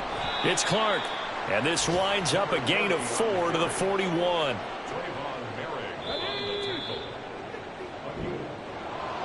Charles, a lot of happy faces heading into the tunnel as this one ends, and understandably so. Not only did they get the win, but, boy, their offense was on fire in this ball game. And, partner, I have no idea what the top speed is on one of those high-end sports cars. What's the top gear you can get into? This offense, they certainly were there in this one, huh? Everything clicking for them in this contest, the kind of performance that they're going to cherish. So for Kansas City, they move ever closer to the perfect regular season as they run things to 14-0. And they'll get another road date next week as their opponents will be the Tennessee Titans. Meanwhile, for the Raiders, their slim playoff hopes are gone now as they fall to 5-9. And they'll get a chance to redeem themselves at home next week. That'll do it for us. I'm Brandon Gaudin alongside Charles Davis. Thanks to our entire crew as well. We'll talk to you next time. So long, everybody.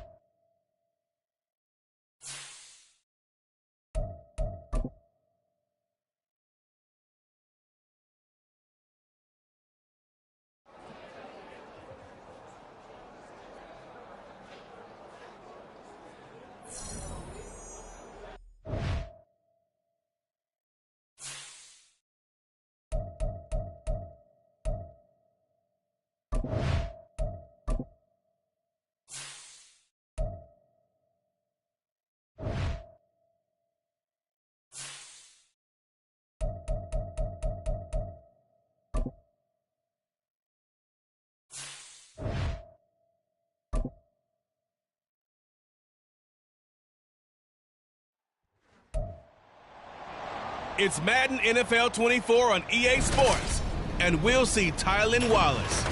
He's been a production machine with a 1,200-yard season going to this point. It's the Ravens and the Bengals on Thursday night primetime.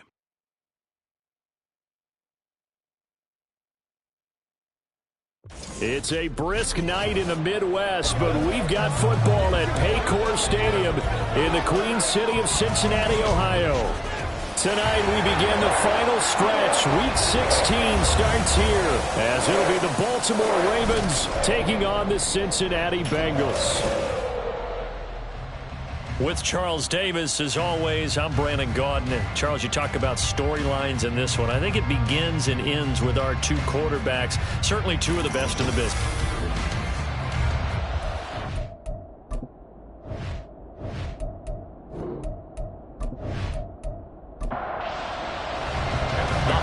Season is upon us. We've got the gift of the NFL as we're underway here in Week 16. And we will not see a run back on the opening kickoff. This will be a touchback. Number 8, Lamar Jackson, trotting onto the field at quarterback, ready to lead this Ravens offense. And for how good he is throwing the ball, it's his running that makes him so dangerous. He had a couple of touchdowns on the ground in last week's game, so we'll see what they dial up for him for this one.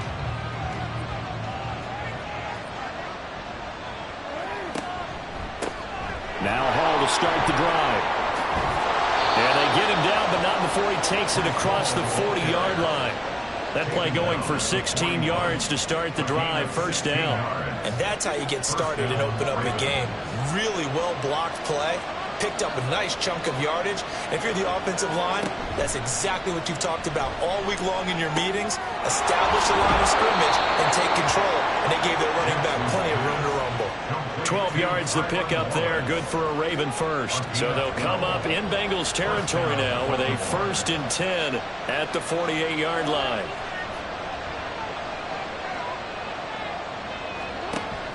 Off the play fake, here's Jackson. That's complete to the fullback, Ricard. And they'll wind up getting this one all the way down inside the 20. Over 30 yards there. And first downs on 3 consecutive plays now. Well, things are looking pretty darn good on this first drive, aren't they? Came right out, set the tone, this time with a big pass play. And if the peek behind the curtain that they gave us or their game plan, I don't think that's going to be the last one we see. I think you're exactly right about that. On 1st and 10, it's Hall. He will push his way down to about the 14. Give him a couple on the carry there. 2nd and 8. 2 yards on the pickup. It's 2nd and 8. Jackson now. And that falls to the ground, incomplete. A nice job of bodying him up defensively. And now it brings up 3rd down. Now it's Jackson. And he couldn't quite get there. Tackled down at the 1. Lamar Jackson, such a threat with those legs. Able to improvise and get the first. No surprise to see him running again here. It's something he's done throughout this season. And that run puts him over 500 yards on the ground for the year. He's got to be thinking to himself. And he will take it in for a Ravens touchdown. Lamar Jackson keeping it himself from a yard out. And the Ravens put the night's first points on the board as they take the early lead. Now, this defense, so many things to worry about in the red zone area, but you'd have to almost think that Lamar Jackson running the football, that might be number 1. It should be number 1, and in this portion of the field where things shrink a little bit because the receivers can't run past anyone because they'll run out of real estate, you should have all eyes on Lamar Jackson when the ball is snapped and try and keep him back in the pocket. Yeah, I don't think that they were surprised he was running it there. They just couldn't stop him, and he ends up in the end zone. And a good return as he'll be stopped just shy of the 30-yard line. Here come the Bengals now to take over. And a look at a guy, definitely got a little razzle-dazzle to him. Can do it with his arm or his legs. Their mobile QB. And he comes to the end of the season leading the NFL in passing yards. And that's not necessarily something you set out to do at the beginning of the year, but it's a good illustration of how remarkable and consistent he's been all season. They'll start on the ground here on 1st down. And they get him down, but not before he takes it across the 40-yard line. A gain of 11 to kick off the drive, and it's a quick 1st down. Seemed like a couple sets of eyes were on the quarterback, so he decided, hey, I'm going to hand this off. Got a good gain out of it. And you know you need good blocking up front in order to gain yardage, but every one of these RPOs, if you do it right and they look the same, whether it's handed off inside or the quarterback keeps it, that allows you to fool the defense so often. And in this case, fooled them with the inside run. 2nd and 4. Got an open man. That's David Njoku, the tight end. And he's going to be taken down with the 1st down at the Ravens 40. A good gain of 14 there, and it moves the chains. I think when they look at their offense, they think to themselves, weapons everywhere, and they want to move the ball around. They want to spread it to different people, but you absolutely know they want to get this man involved as well, and that's what they just did on that play.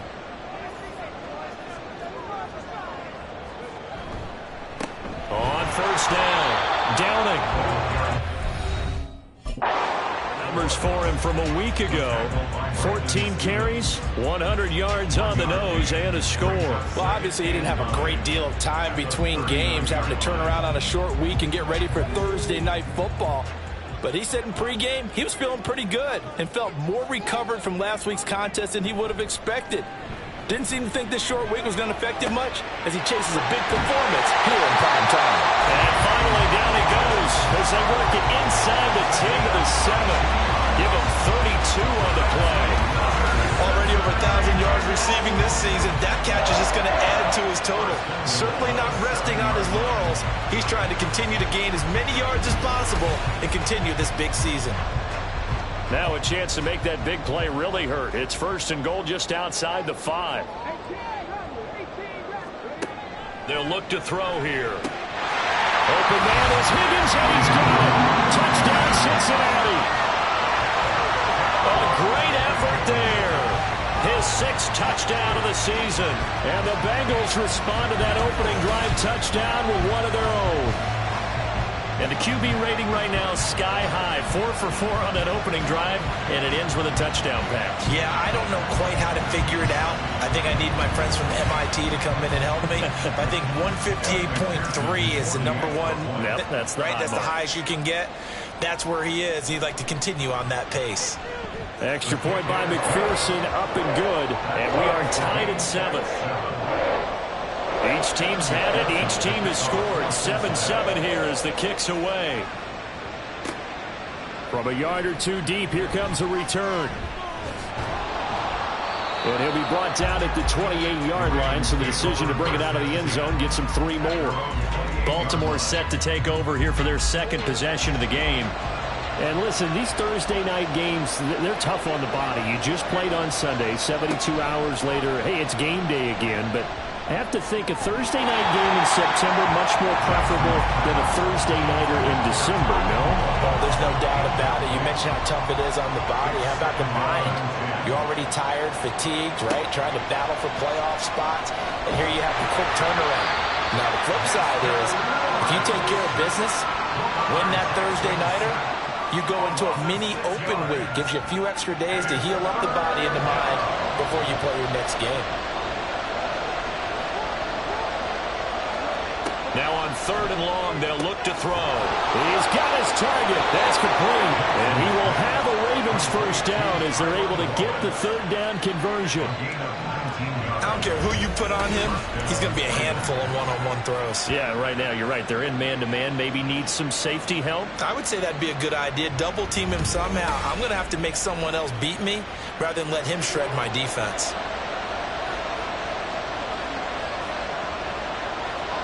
On 1st and 10, it's Jackson.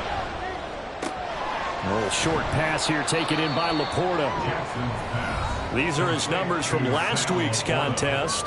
4 catches, 62 yards. You think the head coach and the offensive coordinator are able to pull the earplugs out now? Because all week, all they heard was, you know, Coach, they can't guard the pass at all. I mean, they're next to last in the league. Let's throw it on every down. Yeah, last week we saw the numbers. This week going against second to last in the pass defense area. Good for him. That one will go for 9 yards and a first down on the keeper. Now Jackson. That's complete. It's Zay Flowers with it. That's good. The completion there for 7 yards, and it's 2nd down. It's a gain of 7. Brings up 2nd and 3 at the 40-yard line. From the gun, Jackson. Got his man complete over the middle. It's Hall. And this time not quite to the 30. It'll be down at the 31-yard line. Line of scrimmage, the 31 now on 1st and 10. They go play action with Jackson. And he's going to drop this off to his fullback. So give him 5 yards there on the pitch and catch, and that'll make it 2nd down. Charles, Thursday night game, I think a lot of teams probably say shrink the playbook somewhat. Is that correct? I think you're right about that because you just don't have the amount of time that you have in a normal week to put in a full playbook. So, and in for the Ravens touchdown. Breece Hall. With career touchdown number 96, he joins Eric Dickerson on the all-time list. And the Ravens have taken the lead. Getting your back involved, what's the importance there in the passing game? well, oftentimes you can create mismatches because who's going to cover him? And you get him into space, which is where he likes to operate with the ball in his hands. Oftentimes makes people miss, gets that run after the catch, and off he goes. And into the end zone. Tucker with the extra point, and that makes the score 14-7. That time a 9-play drive. And it was capped off by a touchdown pass to Breece Hall. Taken at the goal line. And not much happening on the return as he'll get this to about the 23. The Bengal offense on their way out as we look at the playoff race in the AFC. Playoff picture here, and you see they've got that number 2 spot right now. Obviously a lot to like about that and where they're at in this home stretch of the season, but that first-round home game is not guaranteed, Charles, until they lock up their division. Bottom line, win the division, stay number 2, we get a favorable game at home to begin what you hope will be a nice postseason run. And Higgins is going to have a Bengals first down as he'll get this up past the 35-yard line.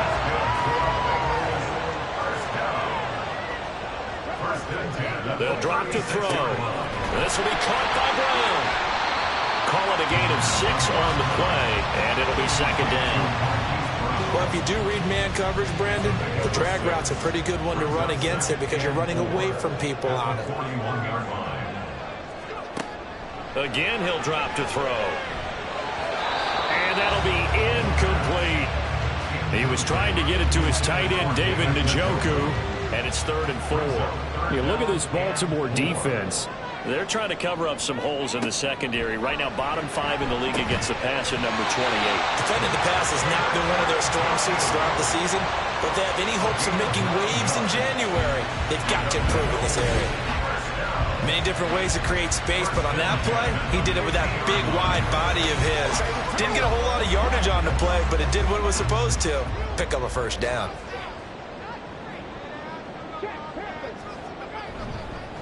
They'll run on first down. Downing. And he is met in his tracks behind the line of scrimmage. 2 yards the loss, 2nd and 12.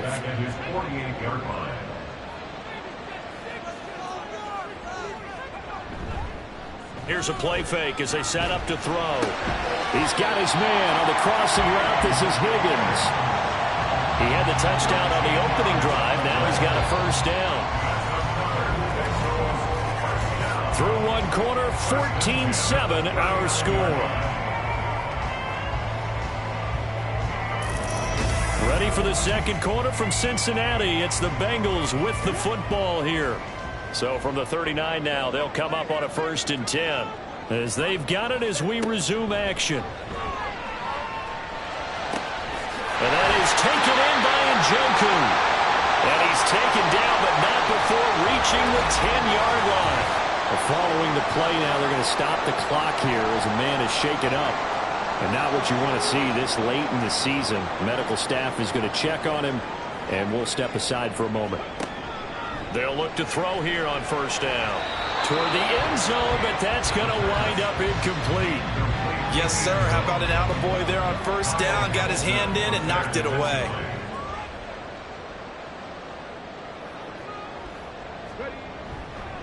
One back in the backfield, he'll get the carry. And nothing doing. He's immediately taken down at the line of scrimmage. Calling no gain on the run there, and now they'll be looking at a 3rd down. Right where this set of downs started, they need a full 10 here to pick up the first down and move the chains. Now here's a look for the end zone, but that one's going to wind up incomplete. I think that was a good job there defensively. They did allow him to drive all the way downfield, but once they got their backs to the goal line, they really turned up the pressure. Yeah, they let them get all the way down here. Now the field shrinks. They've struggled to convert, and that last incompletion brings up 4th. McPherson's kick is good. And they'll cut the lead back down to 4 now at 14-10. So they're able to end that drive with 3 points in this one-possession ball game. And ideally, you want to end every drive with points. Most quarterbacks would tell you, let's end it with a kick, right? A PAT, that's number 1. Field goal you'll take. Punts, you really don't want to do that. In this case, they'll take the field goal and get prepared for the rest of the game. And able to get this across the 20, but not much further as he's dropped at the 23-yard line. The Baltimore offense at the line, set to get going. And they come into this one off the loss over the weekend, but you say if you're going to play a Thursday night game, this is the week to do it.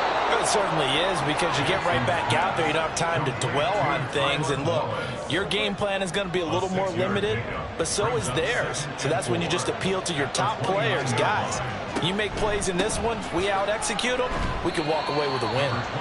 He works his way forward for a couple up past the 30. 3rd and 2. That's all about doing the dirty work right there defensively. 2nd and short yardage, that's all about plugging those gaps, not giving the running back a crease to run through. It has a nice job to hold him just a couple and force a 3rd down. And that one going nowhere from the start as he's met in the backfield and goes backwards. Well, so much for that possession. Yeah, I think he tried to do a little too much there, partner. He tried to keep it himself. end up getting buried in the backfield, and that brings up 4th down. 4th down, and out comes Jordan Stout here to punt. He punted 4 times in the loss last week as he gets this one away here. Here's Williams to return. That'll wind up being a 50-yard punt, though they do get 10 back on the return. And the Bengals take over 1st and 10. Cincinnati now ready to take the field. As mentioned, this one of the hottest teams in the NFL, riding that winning streak into this one, but now playing here on Thursday night. Do you think that this helps or hurts their momentum? Well, ordinarily, I'd say it hurts the momentum because now you get that short week. But when a team's playing as well as they are, it actually allows them to down focus and only worry about themselves and less about their opponent. So when you're playing well, you just worry about the things you're doing well and let the opponent deal with that. 4 yards the pickup, 1st down. Well, these two division rivals, the schedule maker gave them a couple of second-half meetings this year. They met for the first time back in Week 11, and it was the visitors getting the win there, so they'll be looking for the sweep back here at home. He'll buy some time right. Nothing open downfield. He keeps it himself for 11 and a 1st down.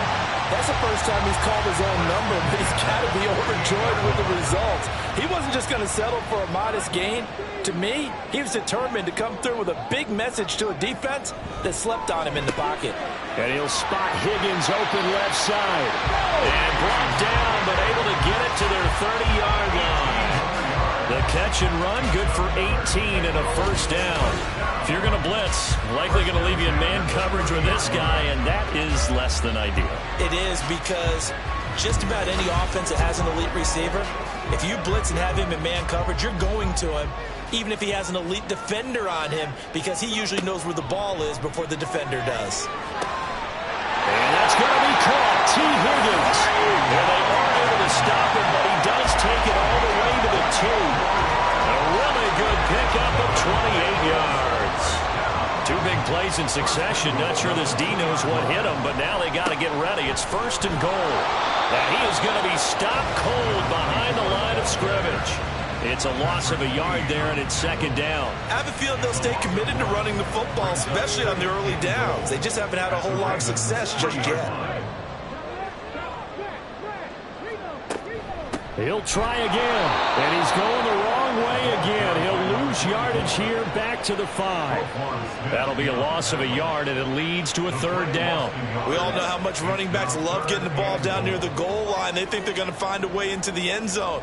He hasn't had that kind of luck so far. Ends up not. Touchdown, Bengals! A 5-yard touchdown, and the Bengals have taken the lead. Extra point by McPherson, up and good, and it's now 17-14. After the touchdown, McPherson on to kick this one away. And here comes a return from just beyond the goal line.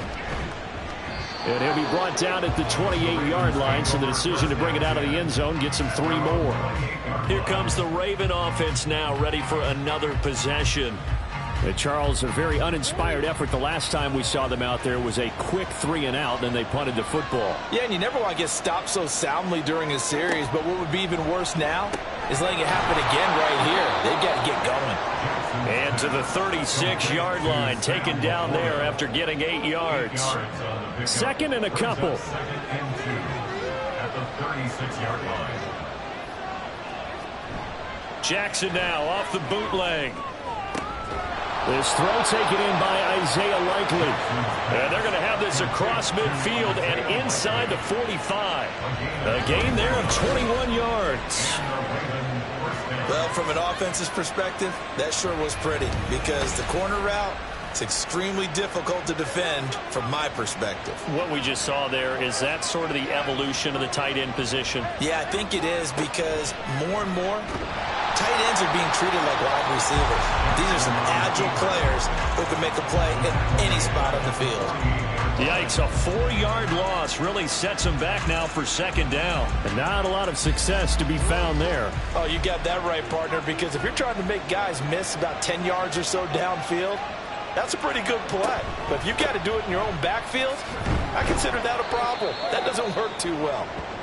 And he's going to get this one down near the 45-yard line. And hang on here. We've got an injured player, and that's the running back, Breece Hall.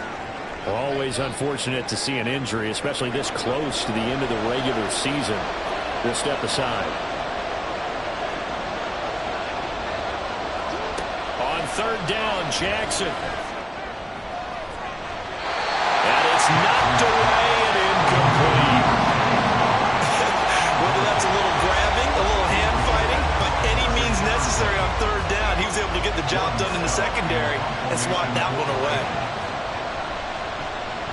So they're forced to punt on fourth as this one's away.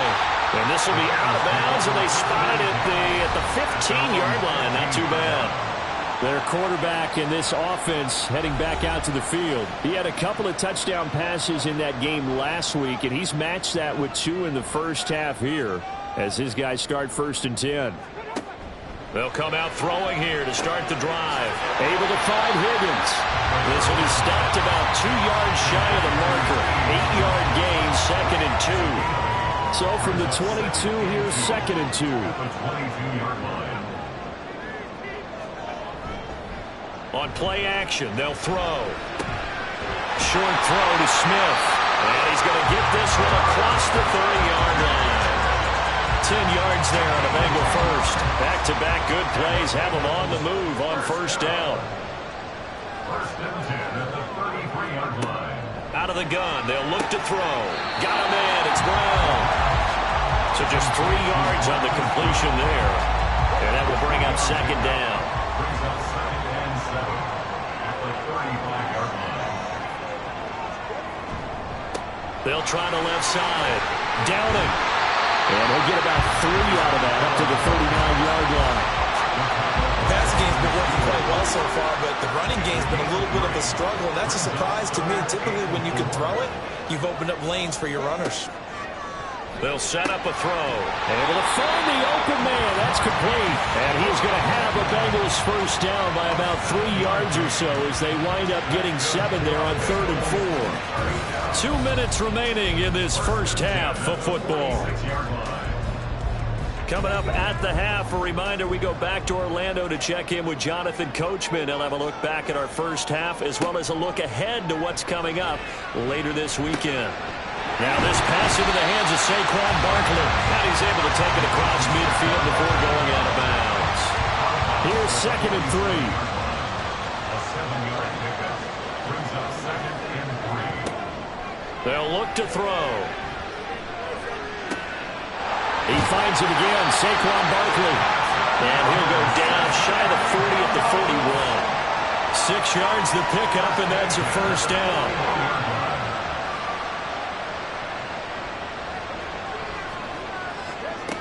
They'll look to throw again. And that is incomplete. He couldn't hold on through the contact. Brings up 2nd down.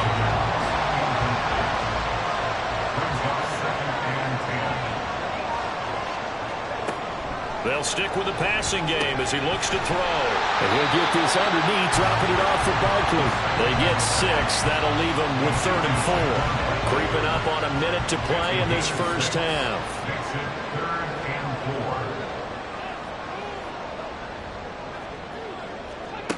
Back to throw again. That is caught. And he's going to be taken down with the 1st down at the Ravens 16.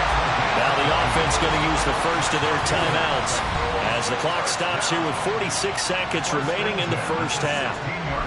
So the ball down to the 16 here for 1st and 10. They're going to look to throw. And his throw is incomplete. That certainly appeared to be a play call where they were just trying to make 2nd down, 2nd and short. I think they thought the coverage was off a little bit more than it was. Nice job there pressing up on it and forcing the incompletion. There's that man again. It's complete. Touchdown! T. Higgins with his 2nd touchdown here in this first half. And the Bengals will extend their lead in the final minute of the half. Partner, to me, that touchdown had something that was kind of rooted in that group seeing the future. What I mean by that is they had a plan. Let's find a way to score right here before the half, and now to give us momentum going into the second half, give us that cushion that we're looking for. They got that accomplished, scoring right before the half ended. Extra point by McPherson, up and good. And his guys will take a 10-point lead. After the touchdown, McPherson on to kick this one away. From a couple yards deep, he'll bring it out of the end zone. And he's able to get this across the 20, but not by much, as he's marked down officially at the 21. The Raven offense going to take over late in this first half. And with him down 2 scores, you wonder if they might try and put something together, even if it's just to get into field goal range. A little short pass here taken in by Laporta. And he's upended after a gain of 4 up to the 25-yard line. Second and 6 at the 25-yard line.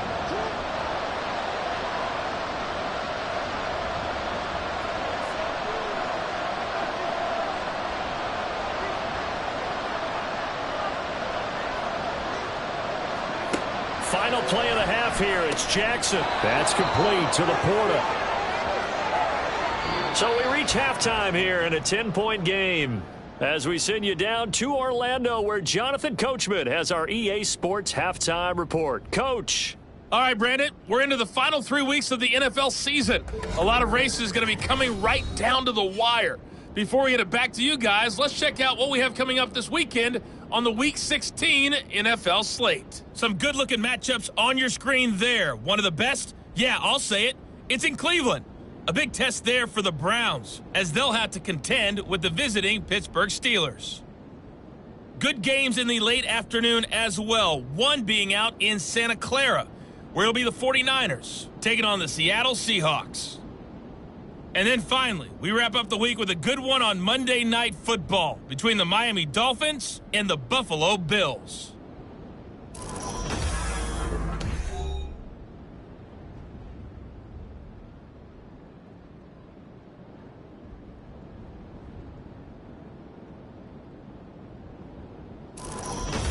Okay, Coach, thanks as always to you and the gang in Orlando as we welcome everyone back in for quarter number 3. The Bengals set to receive. They have the lead and the football to begin quarter number 3. And he's up past the 20 to the 22-yard line. Holding, receiving team. So the hold on special teams backs him up all the way inside the 15 to start. Now a handoff up the middle. Downing. And he can only manage to get a couple.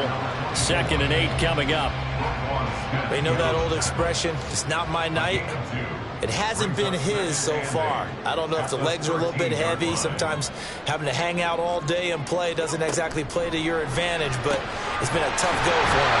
Every time he looks up, somebody's there defensively. That was the same case on that play. They'll wind up getting 7 on the play, and that'll leave them with a 3rd and just a yard. Up the middle they go. Downing. And he is going to have the Bengals first down. At least it appears that way. And he got it by maybe the length of the football.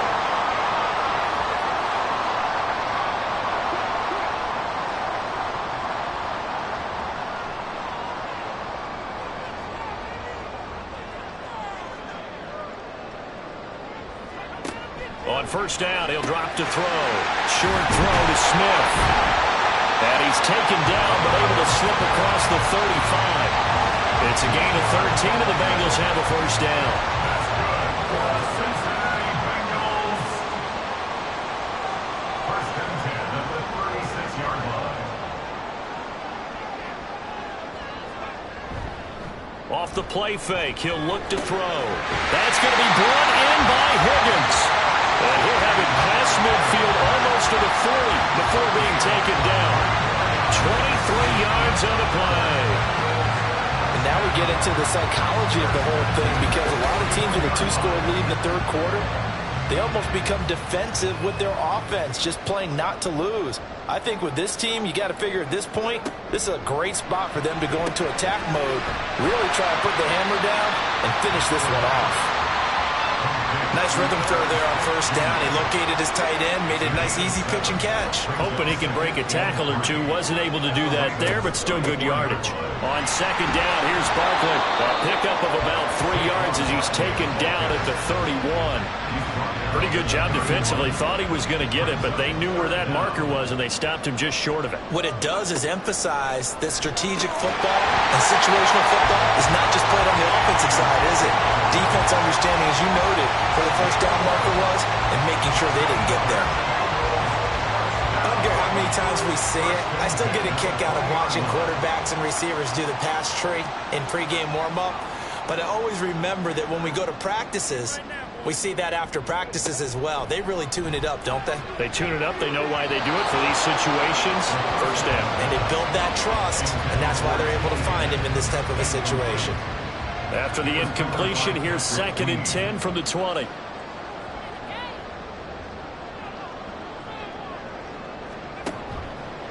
Blitz forthcoming as he'll look to throw. And the Bengals are going to have a 1st and goal coming up as the tackle made at the 3-yard line.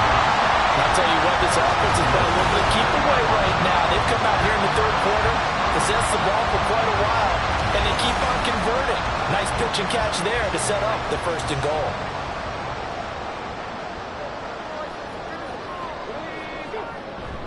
Barkley sidestepping his way into the end zone. It's a touchdown.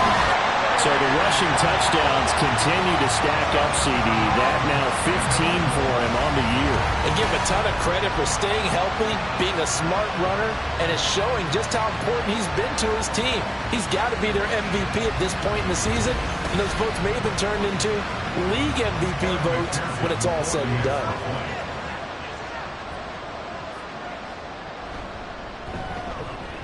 Extra point by McPherson, up and good. And that'll make this a 3-score game now. The lead moves to 17. From a yard or 2 deep, here comes a return. And the decision to come out of the end zone is going to cost him 5 yards as he's taken down right at the 20. The Ravens offense getting ready now for their first possession of the second half. And their halftime hole now even deeper, and they need a big drive here just to answer the first touchdown of the second half scored against them. They were down at the half. Now, as you mentioned, they're down a little bit bigger, but no time for discouragement. Just got to get back to it, right? Put your shoulder against the boulder and start pushing and try and get back to where you were to start the half. Operating from the 27 now. Here's 2nd and 3.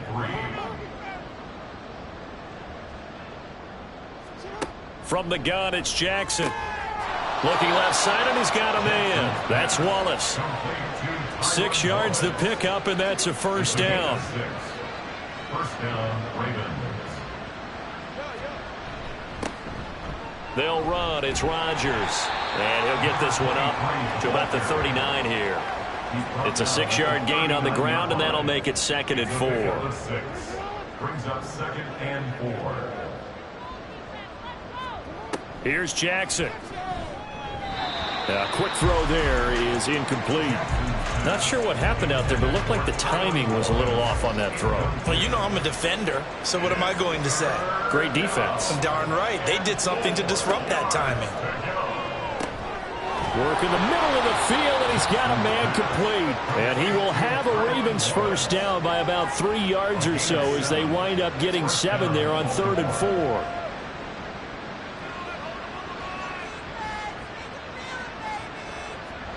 Throwing on 1st down, it's Jackson. And they'll get this just to the 47, 1-yard gain. We got a pause following the play because it appears a member of the Bengals in some discomfort. But not what you want to see this late in the season. Medical staff is going to check on him, and we'll step aside for a moment. On 2nd down, here's Mitchell. And he's going to be met at the line of scrimmage and taken down. Officially no gain on the play, and they're left with a 3rd and 8. This offense in desperate need of a conversion as they come up on 3rd down. To throw is Jackson. And taking it across midfield and just shy of the 40. A nifty bit of scrambling there. 12 yards, 1st down. And the Ravens 1st down. Jackson, options out left. And holding it, maybe the wrong decision as he stopped in the backfield. A full 5-yard loss that time. It's going to make second down pretty tough. Inside 4 minutes to go, third quarter. And now Jackson will look to throw it. And he can't find anywhere to go with it, and he goes down. For that sack, it goes to Boye Mafe. All about the offense so far this drive, putting something sustained together. But the defense, they responded on that play. Second and manageable became third and long. The drive marching to the end zone is one play from stalling out. Now after that sack, it's third and long for Jackson and the Ravens. Now they'll throw here out of the gun. And that is incomplete. So 2 third-down conversions on this drive, but not able to get a third, and now they deal with fourth down. The Ravens send their punter out now as he's on to kick it away.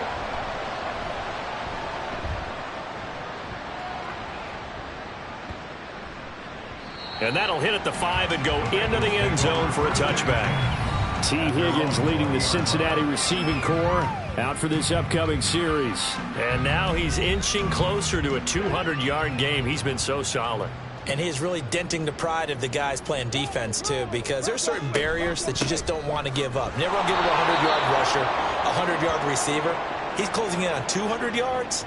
Wow, that's a really big game. Now a pause, and there's an injured Raven in need of some assistance. Always unfortunate to see an injury, especially this close to the end of the regular season. We'll step aside. Here's a play fake as they set up to throw. He's got Smith here. He'll be marked down at the 26 with a gain of 7. The Ravens bring out an extra defensive back here on third.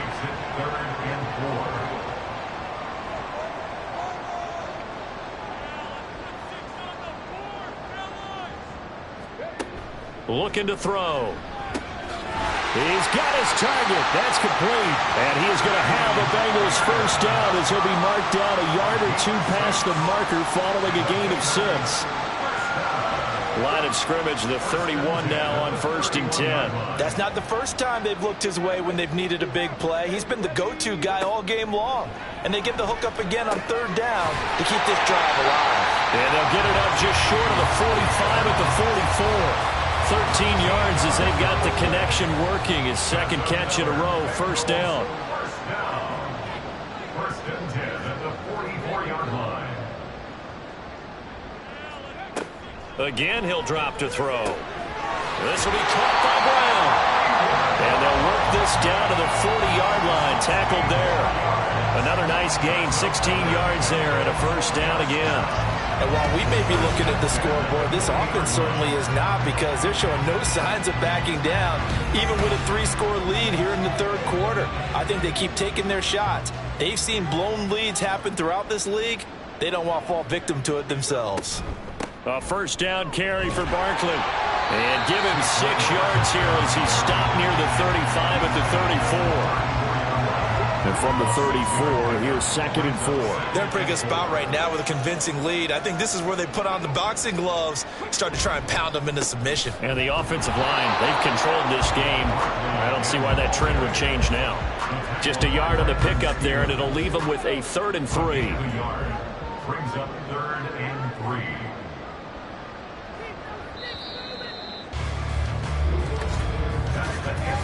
One quarter remains here in this Thursday night matchup. We'll return with more after this. This is the NFL, and it's on EA Sports. Back now in Cincinnati.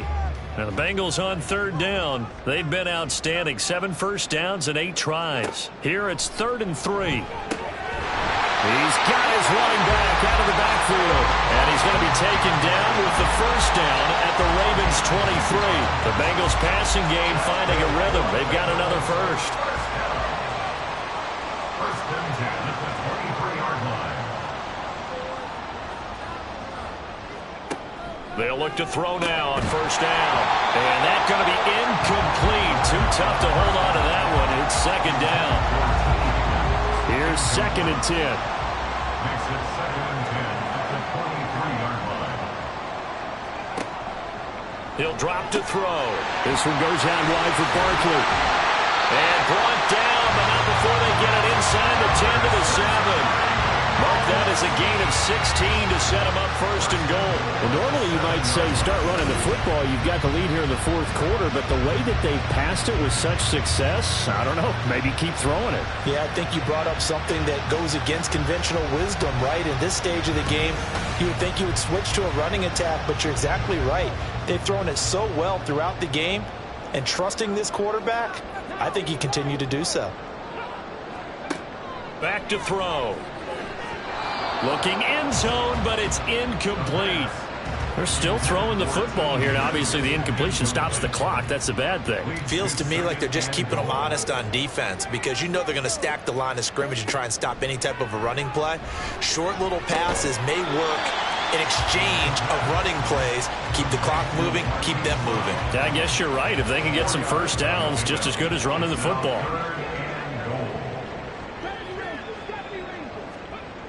They'll look to throw on 3rd and goal. To the end zone, but it's incomplete. So it's been a long drive. They've held the ball for quite a while. Now what do you do here? Well, to me, at this stage, after this drive, this close to the goal line, 3 points would be a letdown. I'm going for it here. A 21-yard attempt. McPherson's kick is good, and that will extend their lead even further. So a nice kick there as they are able to add on to their lead. And that's exactly what you're looking to do. Maneuver yourself into range. That way, if your drive stalls out, you're able to get something out of it. And they do so right there. And here comes a return from just beyond the goal line. And that decision to bring it out ends up not being a good one. Costs him about 5 yards as he's tackled at the 20. And we got a pause following the play because it appears a member of the Bengals in some discomfort. But not what you want to see this late in the season. Medical staff is going to check on him, and we'll step aside for a moment. The Raven offense set at the line for this next drive. And they had a long drive going last time, but it stalled out. But still, maybe something positive to carry forward from that last drive. Well, a few different things that you carry forward. Number one, as you noted, they were moving it pretty well, so that gives them a lot of confidence. The second part is, keeps your defense off the field, gives them a chance to rest up a little bit. And last but not least, you've taken a good look at what you've done on offense, noted where the weaknesses are, and you know when you want to come back to them. Like when you're organized with your points. Well done. A, B, and C. Throwing now, Jackson on 1st down. That's to the tight end, Laporta. And he's going to get a solid gain of 9 before being brought down. 2nd and right at a yard. 2nd down and a yard. At their 48-yard line. Now it's Jackson. That is caught by Laporta. And he's got another 1st down as the tackle's going to be made at the Bengals' 29-yard line. 23 yards the pickup there. A 3-score game here late. You can probably rule out the comeback, but certainly some kind of a moral victory to be had if they can get a few more points to close things out. And to that end, a nice pass play there to push things downfield. Yeah, and we know in this league, a loss is a loss, and no one wants anything to count as a moral victory or, boy, something that feels a little bit cheap. If they trim that lead down to just 2 scores, that's still a benefit to this squad. That's good for 28 yards. Defensively here, you've got the cushion, but back-to-back pretty big pass plays there. Bend but don't break, but are they bending too much? I think that they are. To me, it'd be like playing basketball, and you put up a token press. And he is into the end zone for a Baltimore touchdown. Lamar Jackson keeping it himself from a yard out. And the Ravens have got it back to a 2-score game here in the 4th. So the lanes continue to be there for Lamar Jackson to run that football. That his 2nd touchdown run of the game. You know what I would like? I'd like for us to be able to go into a defense's room after playing Lamar Jackson and watch the tape and see how much of a lane was really there and how much he created just through his talent. In any event, Lamar Jackson finds the end zone, doesn't he? He always seems to, but that's a good point. We sometimes put blame on the defense. Maybe we just need to praise Lamar Jackson a little bit more. After the roughing penalty on the PAT, they'll kick off from 15 yards further upfield. And this will be a touchback as that sails over the end line. Now the Cincinnati offense ready to see what they can do here. Well, there are 2 scores on the plus side. Still time here in this fourth quarter, but maybe you start thinking about playing keep away? Yeah, I think here's the situation. You're not thinking touchdowns anymore. You're just thinking first downs. To keep up with your theme there, playing keep away, first downs, they can't touch the ball. He'll be dropped after a gain of about 6 across the 30 to the 31. They'll come up now 2nd and 4 from the 31. They'll look to throw here. And this throw incomplete. Well, the defender all over him that time, but it's going to lead to 3rd down. Incomplete. Brings up 3rd down and 4. They'll drop to throw. Able to find the open man. That's complete. And he'll take this to the other side of midfield before going out of bounds. Give him 22 there on the 3rd down conversion. Charles, he's now over 400 yards passing in this one. It feels like he has a zillion completions. Just a very memorable effort from a guy that we thought could be in line for a big game, and he has exceeded our expectation. That he has, and I'm not really surprised at all because when you look at this offensive unit, they are loaded across the board. And, of course, the guy throwing them, he's a big-time player himself. They brought it from start to finish and really helped get the better of the opposing secondary. 2 yards the loss, 2nd and 12. And 12 at the 49-yard line. They'll set up a throw. And he's going to find his man out of the backfield. That's complete. And he's going to be taken down with the 1st down at the Ravens' 31-yard line. The Bengals passing game finding a rhythm. They've got another first. Line of scrimmage, the 31 now on 1st and 10. He'll look to throw. It's complete to Brown, right side. And he's got this down almost to the 20 before he's dropped. That's another Bengals 1st down. 1st and 10 at the 21-yard line.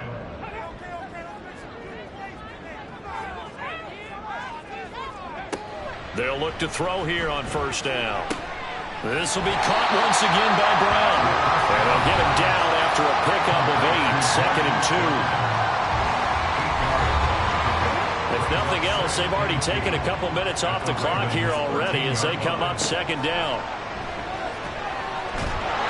And he can't get rid of it. He's taken down. Justin Madubuike able to record his 5th sack of the season. They've been moving the ball well offensively, really getting into a groove. Last play, pass completion. Now, finally, the defense gets there. And you have to find a way to disrupt their rhythm.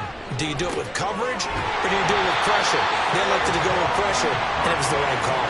They're able to convert on 3rd down, and that sets up a 1st and goal. And looking to put this game on ice in the 4th quarter, but still not afraid to throw it as they show there. You want to play the game with confidence, and they have a guy who's in control right now. Their trigger guy, throwing it, they feel just as confident with him doing that as they would if they tried to run the ball and run the clock out. Now back to throw. Open man is Higgins, and he's got it. Touchdown, Cincinnati. A great play there. His 3rd touchdown of the game, his 8th on the year. And the Bengals stretch this 4th quarter lead even further, and they are closing in on win number 12 of the season.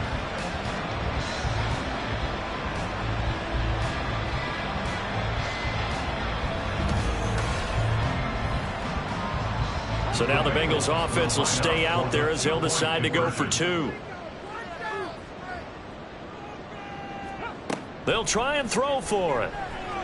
And this is going to be caught. So add 2 more to the lead as they continue to pour it on here in the 4th. And, of course, on the 2-point try, have the option to run or pass. They pass it there, and it works. Felt pretty straightforward, didn't it? An open receiver, ball's put on him, 2 points for them.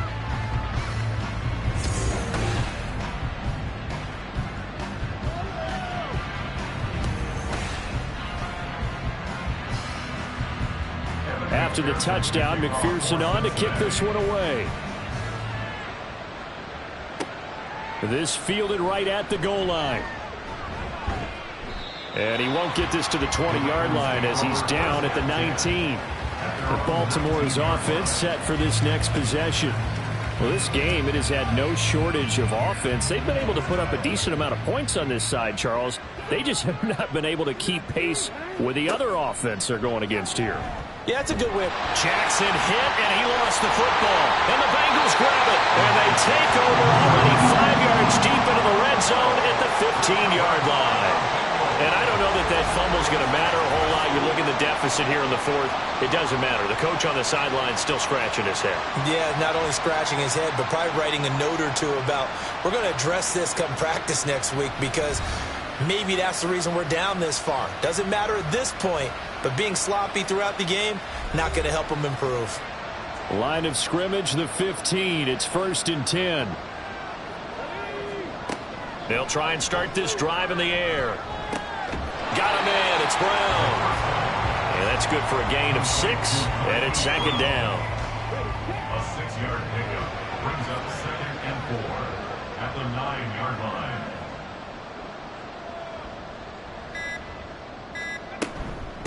They'll try and run some clock here as they keep it on the ground. And he will maneuver his way down to about the 7. Still a couple yards short of the first as the 3-yard gain brings up a 3rd down. Brings up 3rd and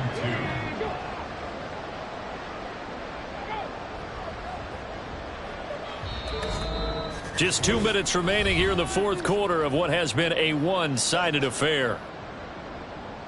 So the Bengals in possession of the football here as we get you reset. They've got a 3rd down now as they look for one more 1st down to help salt this one away. Now, he's not going to get there. That won't even be close. It was blown up in the backfield. A loss of a yard, and it brings up 4th. I think it's pretty evident. We can say what a difference a week makes. Last week, he ran pretty much wild, didn't he? Did pretty much what he wanted to do. But this one, they've stopped him cold. That, to me, that's good scouting and even better execution. Yeah, and they stopped him behind the line right there. They obviously watched the tape a few times and made some adjustments. McPherson's kick is good. And that will extend their lead even further. So the defense are able to force their first turnover of the game, and then they add on to that by getting the field goal. And you don't just want to take the ball away from your opponent, partner. You want to make them hurt as well. And if you don't score yourself on defense, turn it over to your offense and have them put points on the board. And he'll get it up just past the 20 as his guys will go to work at the 21-yard line. Ravens offense getting set and ready for this next drive. But probably not much that they can do at this point, CD. Down 3 scores late in the fourth quarter. This is going to be a little too much to overcome, you would think. Yeah, they'll go down swinging, but in the end, I think we saw the writing on the wall a while back, because one team was clearly better than the other in this one. And while it didn't quite reach blowout status, I think we knew who was going to win this one well before we got to this stage. Now the Ravens going to use one of their timeouts. Jackson looking to throw on 3rd. Work in the middle of the field, and he's got a man complete. The Ravens going to use the 2nd of their timeouts as the clock will stop with 45 seconds left to go in the game. Throw caught by Flowers. And he'll be taken down, but not before he works it past the 50. A gain of 16 yards. And the Raven 1st down. Jackson on 1st down. That'll be incomplete as the clock will stop with 14 seconds remaining.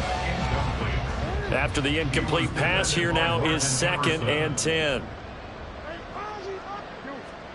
Again, Jackson. That's to Amon-Ra St. Brown. And now with 6 seconds remaining, they're going to burn their final timeout. From the red zone now, here's Jackson on 1st down. A throw left sideline falls incomplete. And here you're down in the red zone. You need to be smart, not force anything. So that's a wise decision to just get rid of the football. One last shot for Jackson. That is caught inside the 5. And they corral him just a couple yards shy of the end zone. A higher scoring game, Charles, than we typically see in the National Football League, but fun to watch these offenses. They were really clicking. It seemed like everything that they dialed up worked. Yeah, it certainly was fun to watch from our perspective. How'd you like to be those defensive coaches, though? That wasn't a blast for them at all. And let's face it, they all game plan, they all scout, they all think they're prepared, but executing and stopping teams, that's another matter entirely. So for Cincinnati, the wins keep coming as this one moves them to 12-3 on the year. And they'll get a few extra days to get ready for next week. Meanwhile, for Baltimore, it's a bad time of year to take a loss like this as they drop to 10-5. And they'll look to regroup next week as they head to MetLife Stadium to take on the New York Giants. I'm Brandon Gaudin. Certainly have to thank Charles Davis, my broadcast partner, and our entire crew. We'll catch you next time right here. It's the NFL on EA Sports.